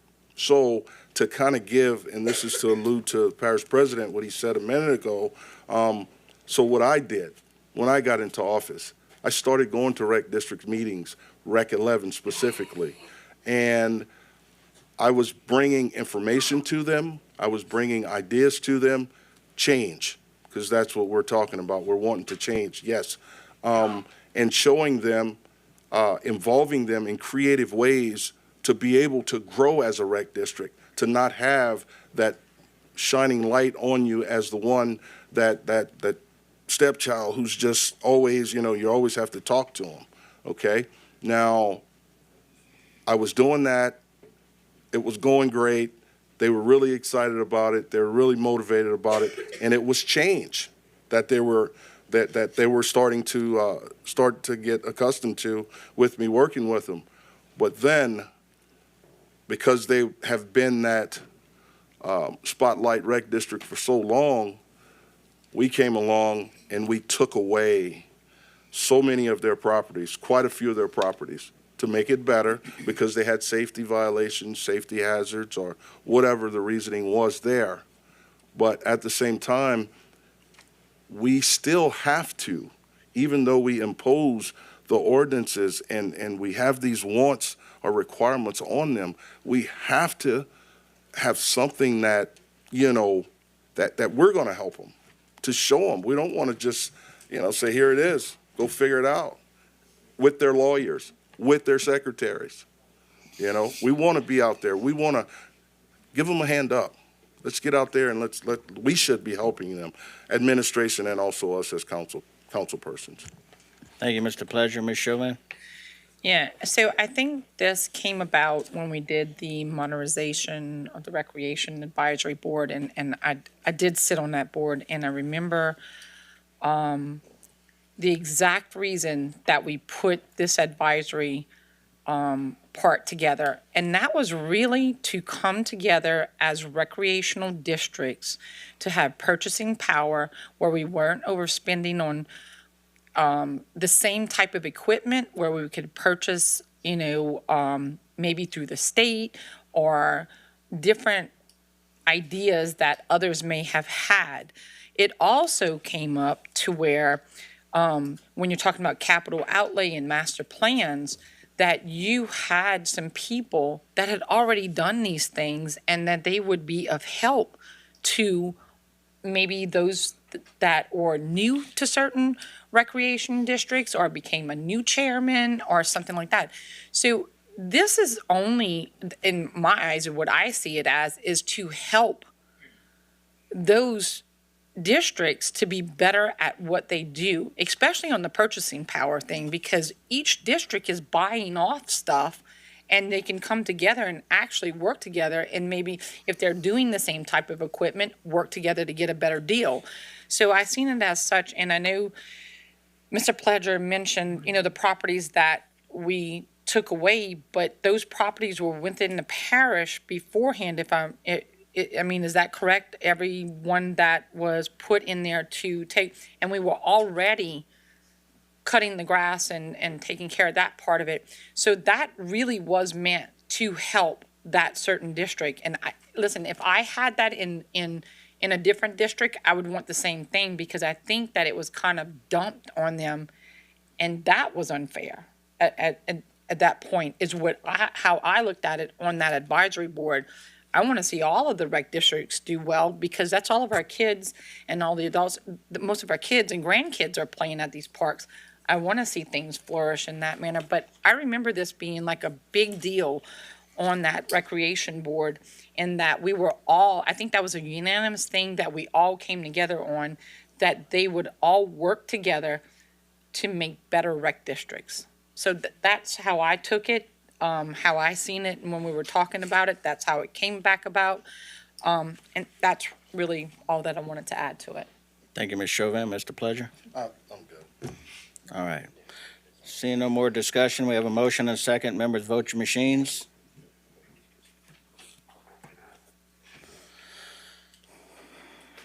Seven yeas, 2 nays. Ordinance is adopted. Item H, an ordinance to restructure Chapter 12 of the Terrebonne Parish Code and to enact regulations for the construction of borrow pits, ponds, and dirt mounds, and to provide for related matters. First call, public. Second call, public. Third and final call, public. A motion to close by Mr. Babin. Second by Mr. Champagne. Members, vote your machines.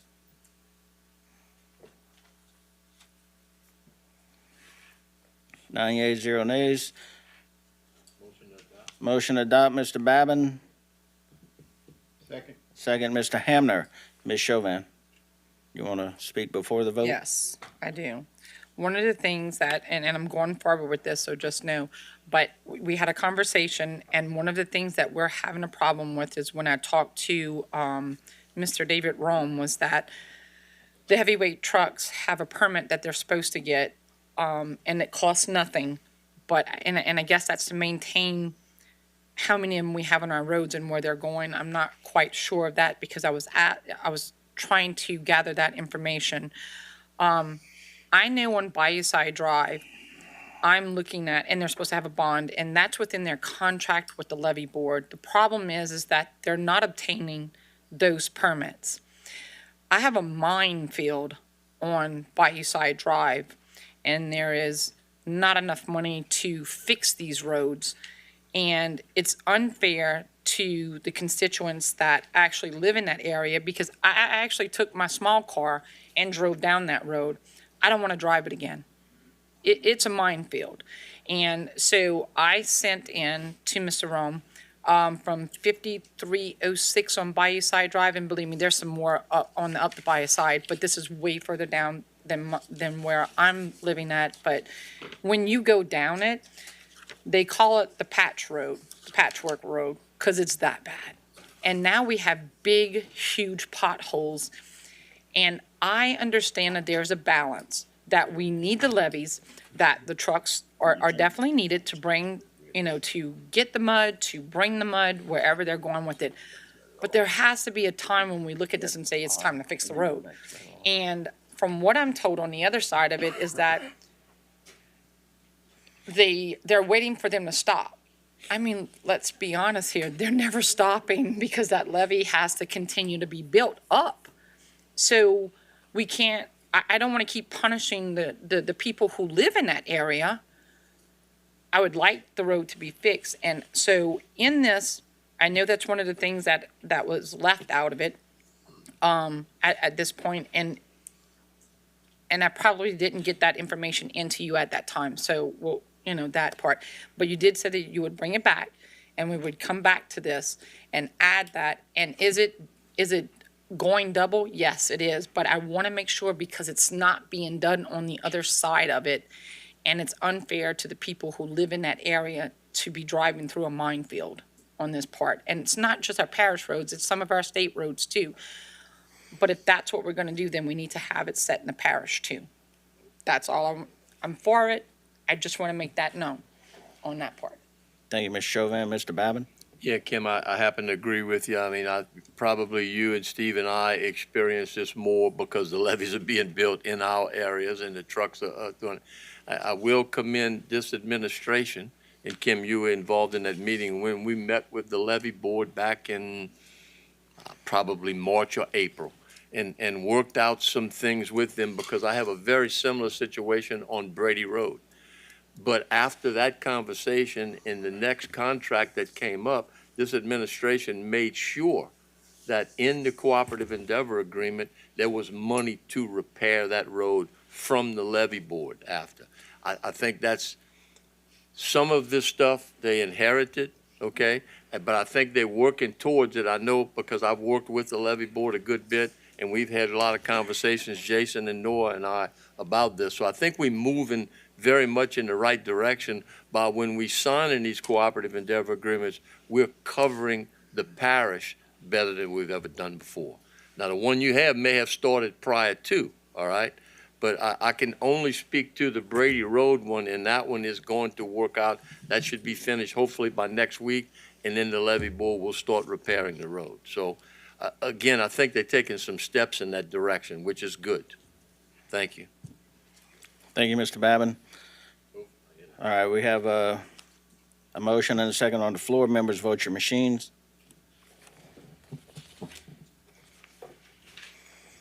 9 yeas, 0 nays. Ordinance is adopted. Item I, the proposed 2025 parish budget and 5-year capital outlay budget. First call public. Second call public. Third and final call public. We're going to motion to continue. So I have a motion to continue public hearings to the November 6, 2024 meeting by Mr. Babin, seconded by Mr. Champagne. Members, vote your machines.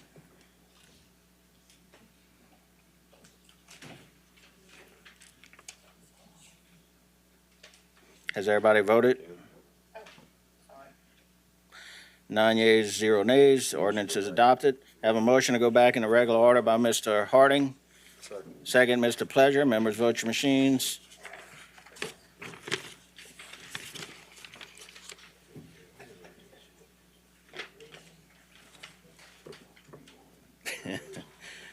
We don't have enough static electricity in our fingers. Just roll with it. All right. So we're going back to general business, item C. Resolution concurring with the resolution ordering and calling a special election to be held in March 2025 in the Bayou Blue Fire Protection District of the parishes of Terrebonne and LaFourche, State of Louisiana, to authorize the renewal and levy of a special tax therein, making application to the State Bond Commission in connection therewith, and providing for other matters in connection therewith. Move Mr. Harding, second Ms. Chauvin. Members vote your machines.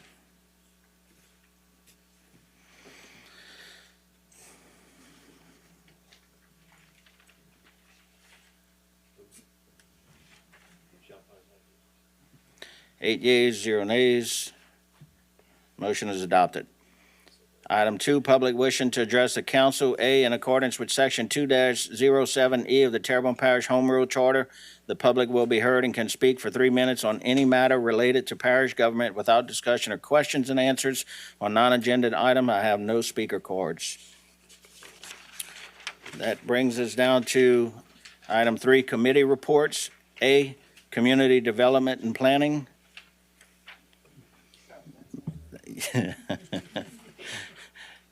Ms. Chauvin. I make a motion that the council accept and ratify the minutes of the Community Development Planning Committee held on October 28, 2024, and I have one public hearing. Consider the introduction of an ordinance authorizing the parish president to execute a lease agreement with Grace Lutheran Church for Head Start classroom space and call a public hearing on said matter on Wednesday, November 20th, 2024 at 6:30 p.m. We have a motion by Ms. Chauvin, second by Mr. Harding. Members vote your machine.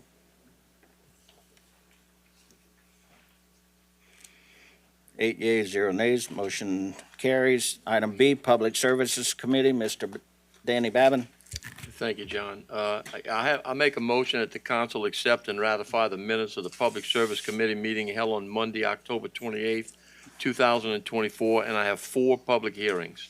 Number 1, consider the introduction of an ordinance to appoint Acrisure LLC insurer to serve as agent of record for Terrebonne Parish Consolidated Government's property, inland marine, and flood insurance coverage commencing March 1st, 2025, effective through February 28th, 2026, and to exercise the option to renew insurer's contract and call a public hearing on Wednesday, November 20th, 2024 at 6:30 p.m.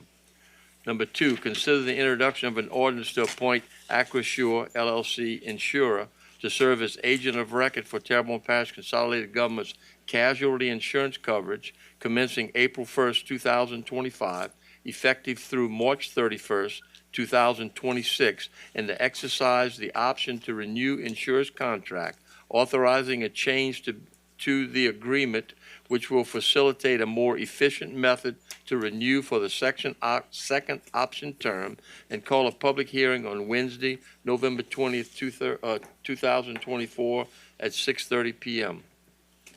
Number 3, consider the introduction of an ordinance to appoint the Leday Corporation doing business as Leday Insurance insurer to serve as agent of record for Terrebonne Parish Consolidated Government's comprehensive fireman's insurance coverage and boiler and machinery coverage, commencing on those dates described herein, to exercise the option to renew insurer's contract, to eliminate the requirement under ordinance number 9524 to sign a new contract in order to exercise the option terms under the agreement, and call a public hearing on Wednesday, November 20th, 2024 at 6:30 p.m. And then finally, number 4, consider the introduction of an ordinance to amend Section 18-87 under Chapter 18 of the Terrebonne Parish Code of Ordinances to designate the intersection of Ellendale Drive and Ardorn Drive in Houma, Louisiana, a 4-way stop intersection, and to authorize the placement of appropriate signs and call a public hearing on said matter on Wednesday, November 20th, 2024 at 6:30 p.m. I have a motion by Mr. Babin, second by Ms. Chauvin. Members vote your machines. 9 yeas, 0 nays. Motion carries. Item C, Policy, Procedure, and Legal Committee. Mr. Champagne. Thank you, Mr. Chair. I make a motion that the council accept and ratify the minutes of the Policy, Procedures, and Legal Committee held on October 28, 2024, and I have no public hearings. Thank you. We have a motion by Mr. Champagne, second by Ms. Chauvin. Mr. Pleasure, you wanted to speak on this one, or? No, I'm just getting ready. Gotcha. Getting prepared. Members, vote your machines. Sit back. 9 yeas, 0 nays, motion carries. Item D, Budget and Finance Committee, Mr. Brian Pledger. I make a motion that the council accept and ratify the minutes of the Budget and Finance Committee held on October 28, 2024, and I have 3 public hearings. Item number 1, consider the introduction of an ordinance to amend the 2024 adopted operating budget and 5-year capital outlay budget of the Terrebonne Parish Consolidated Government for the following items and to provide for related matters. Item number 1, 5% budget adjustment for criminal court fund, $0. Item number 2, 5% budget adjustment for road district number 1, $79,034.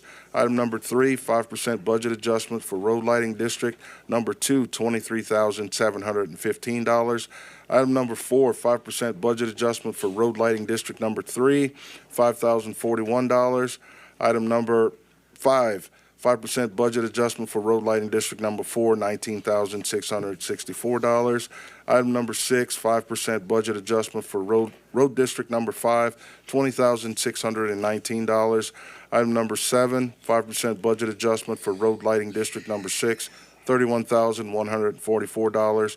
Item number 8, 5% budget adjustment for road lighting district number 7, $37,549. Item number 9, 5% budget adjustment for road lighting district number 8, $7,780. Item number 10, 5% budget adjustment for road district number 9, $12,409. Item number 11, 5% budget adjustment for road lighting district number 10, $1,967. Item number 11, 5% budget adjustment for juvenile detention, $76,691. Item number 13, criminal justice complex generator, $1,026,756.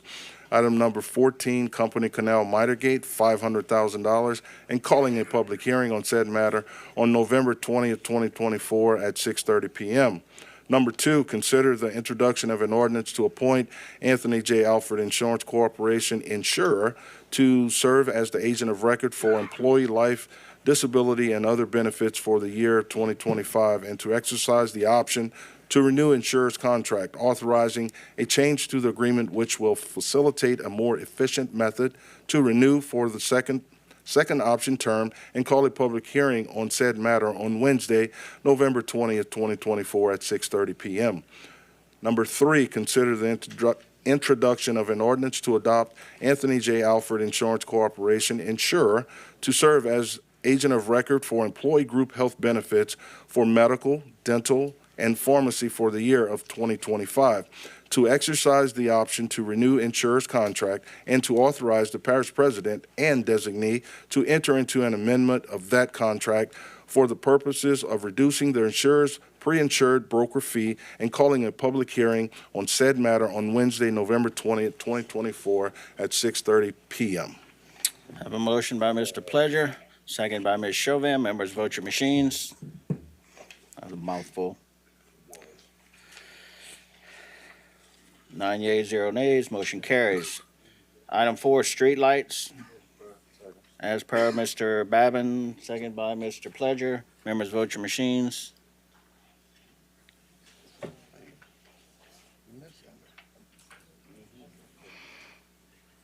I don't think.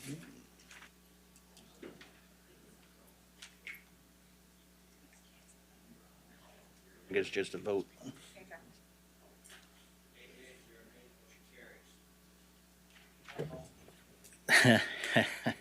Eight yeas, 0 nays, motion carries. Item 5, appointments to various boards, committees, and commissions. A, Library Board of Control, 3 expiring terms on 11/14/24. Ms. Karen Schilling expresses her interest in being reappointed. Ms. Rosa C. Petrie expresses her interest in being reappointed. Ms. Ann Y. Robichaux submits application and resume for consideration. Ms. Mariah Christie submits application and resume for consideration. Ms. Christy Yillick submits application and resume for consideration. Ms. Sheila Leday submits application and resume for consideration. Mr. Paul Labat submits application for consideration. Motion to open, close, and appoint Ms. Schilling and Ms. We have to vote. Oh, that's right. Open, close, and vote. Open, close, and vote. So Mr. Pleasure makes a motion to open, close, and vote. Second by Mr. Babin. Ms. Alicia, can we get a roll call vote? Mr. Harding, Are we voting for all three or just individual? We vote three of our choice, right? Yes. Okay. Now, I'm voting for Ms. Schilling, Ms. Petrie, and Ms. Robichaud. Mr. Voisin, Mr. Amity, Schilling, Yillick, and Lede. Mr. Champagne, Schilling, Petrie, and Robichaud. Mr. Hamner, Schilling, Petrie, Robichaud. Mr. Babin, Schilling, Petrie, Yillick. Ms. Chauvin, Schilling, Yillick, and Lede. Mr. Trusclair, Robichaud, Yillick, and Lede. Mr. Pleasure, Schilling, Petrie, Robichaud.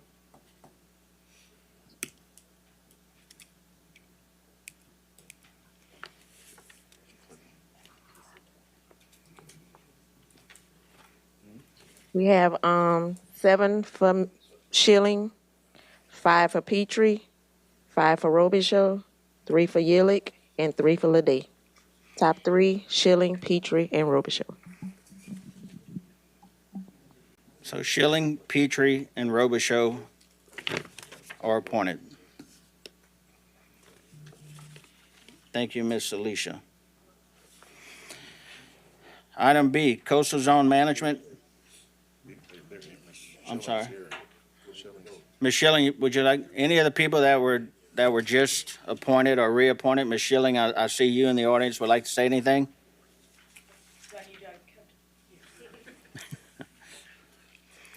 And then, I don't know, I don't see Ms. Petrie. No, she had a commitment. Okay. And Ms. Robichaud? No. Yes, I am short, and I adjusted. You're just vertically challenged. Thank you. I appreciate your vote, and I want to assure you that I am an avid user of the library. I'm avidly committed to the quality of life in this parish, and I'll do this job as you have appointed me with the utmost integrity and everything that I have to keep things wonderful for us. So I thank you very much. Thank you, Ms. Schilling. Congratulations.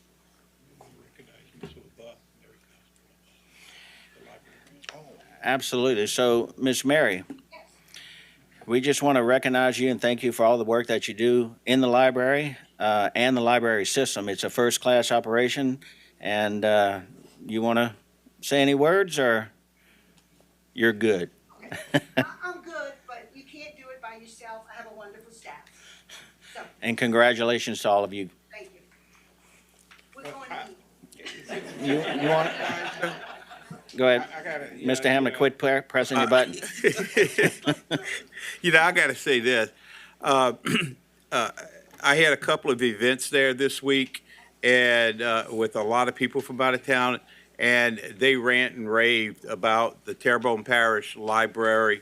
They enjoyed the hospitality that the library gave us. Mary, I was going to say it later, but since you're standing here, thank you for all you did for the retired teachers this week. They were totally impressed.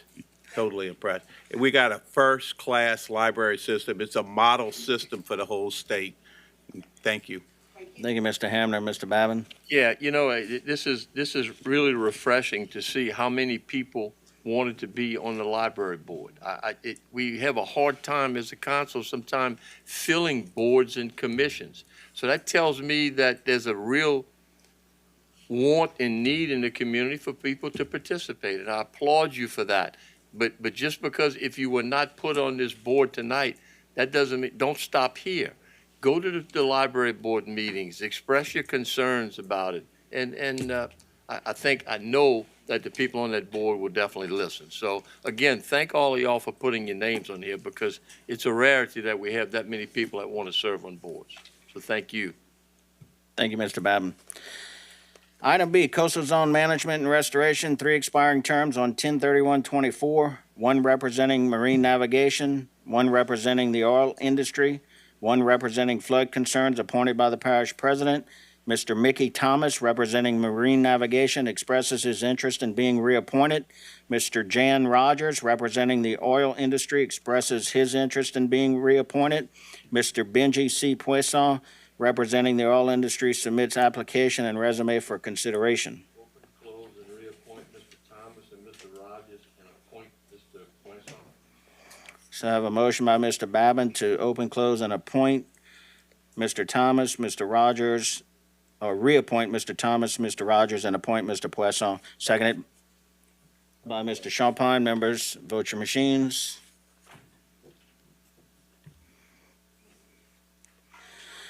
Nine yeas, 0 nays. The motion carries. Item C, Children and Youth Services Board, 2 expiring terms on 11/16/24, each representing the following faith-based organization and Terrebonne Parish Juvenile Justice Detention Center, and 3 expired terms, each representing one of the following: Bayou Area Children Foundation, Gulf Coast Teaching and Family Services, and Houma Police Department. Ms. Brandy Lerep, representing Gulf Coast Teaching and Family Services, submits application and resume for consideration. Mr. Joseph Harris expresses his interest in being reappointed. Open, close, and reappoint Ms. Lerette and Mr. Harris. Ms. Lerette is application. One, excuse me. All right, so Mr. Babin makes a motion to reappoint Mr. Harris and appoint Ms. Lerette and hold the others. Second by Mr. Champagne. Members, vote your machine. 9 yeas, 0 nays. Motion carries. Item D, Houma Area Convention and Visitors Bureau, 1 expiring term on 12/31/24, representing a civic nonprofit organization. Mr. William B. Bislin Sr. expresses his interest in being reappointed. Open, close, and reappoint Mr. Bismarck. We have a motion to open, close, and reappoint Mr. Bisman by Mr. Danny Babin, seconded by Mr. Champagne.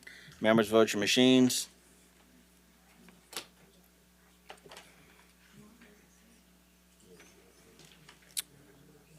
Nine yeas, 0 nays. Motion carries. Item 6, staff reports. Parish President Jason W. Bergeron is requesting ratification of his recommendation of Mr. Jeff DeBlue to the Coastal Zone Management Board. Open, close, and appoint Mr. Jeff W.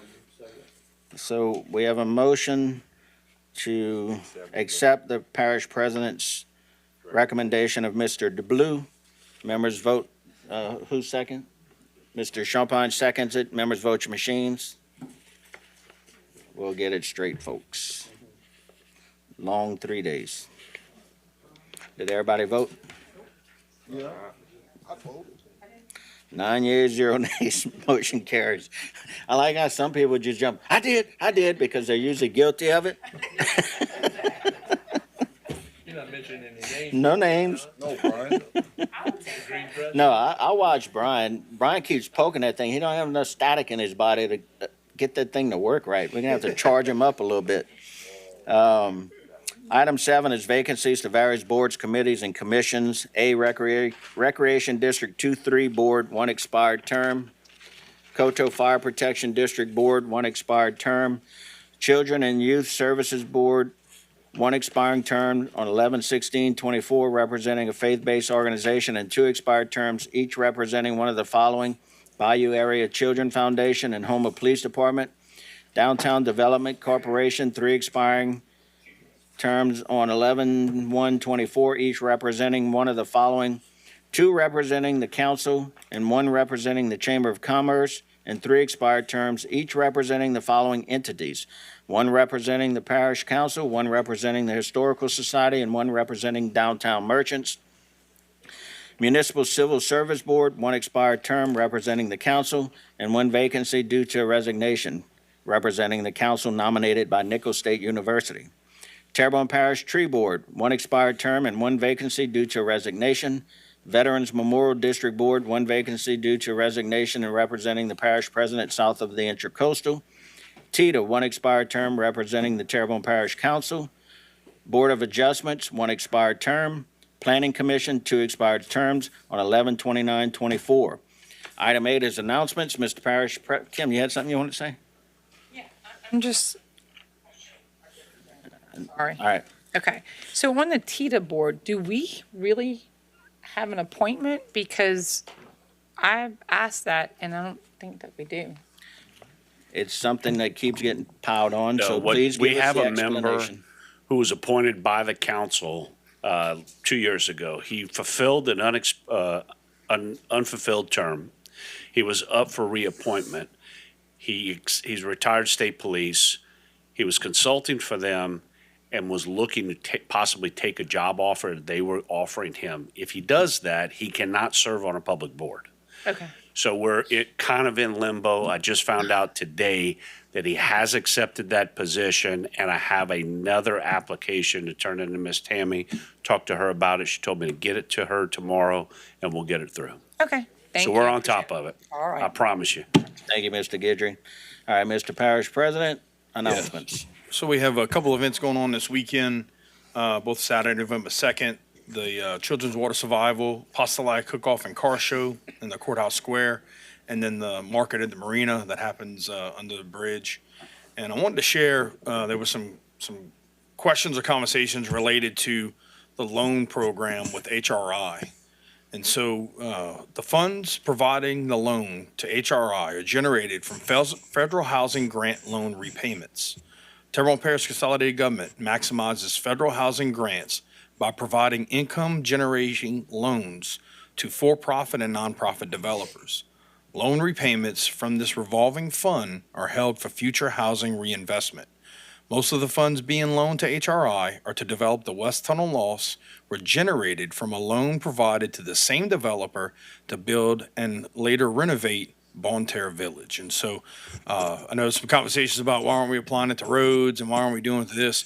This is a continual program that we do to make sure that we deal with the housing crisis that we currently have. Right now, we're looking at about 800 units that we are short from a housing crisis. And so between this project, the Parkwood Place project, which received bond approval from the State Bond Commission, you're looking at probably 150-ish units of the 800 unit shortage that we have now. And so we're basically just taking the funds and reusing them over and over again to work on getting more housing units in Terrebonne Parish. And so if anybody has any questions, they can definitely reach out to us for more information. Thank you.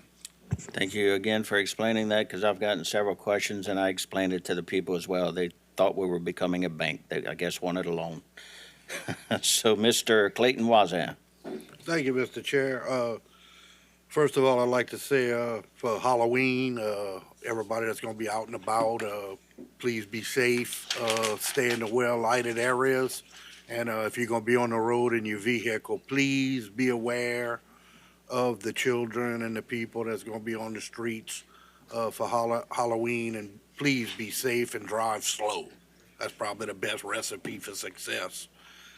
Second, I'd like to congratulate the Terrebonne Parish Recreation girls volleyball team. The LA Stingers won. They won the championship tonight in volleyball. And my granddaughter, Cameron Dumont, is on the team. So congratulations. Thank you, Mr. Chair. Thank you, Mr. Wazan. Mr. Danny Babin. Next Tuesday is Election Day, and your preference to whoever you vote for, but just go vote. It's important. It's one of the privileges and the rights we have in this country. So please go out and exercise that right. And along the lines with all the we mentioned about the boards and commissions that are getting ready to come up, we just listed 6 or 7 boards and commissions that are very vital to Terrebonne Parish. This council could not operate without board, and this government could not operate without boards and commissions. So every one of them are very unique and important to this parish. So please, if you have an interest in helping your community, take a look at one of these and put your name in and help serve your community. Thank you. Thank you, Mr. Babin. Ms. Chauvin. Okay, have a few of them. So at Vision Christian Center, I think it's tomorrow, they're gonna have the Hallelujah Night. Also at the Localia Fire Department, they have some festivities starting at 5:30 to 7:30 p.m. I'd also like to wish a happy 15th birthday to my grandson Destin. And on November 8th, Vision Christian also has a veteran celebration that starts at 6:30. There is a meal provided. A lot of the folks that go to the church cook a really good meal. I'll be making seafood gumbo and chicken and sausage gumbo and quite a few other things. So they're going to have an array of food. So we would love to see you there. Thank you. Thank you, Ms. Chauvin. Ms. Chauvin makes a motion to adjourn. Second by Mr. Hamner. Members, vote your machines.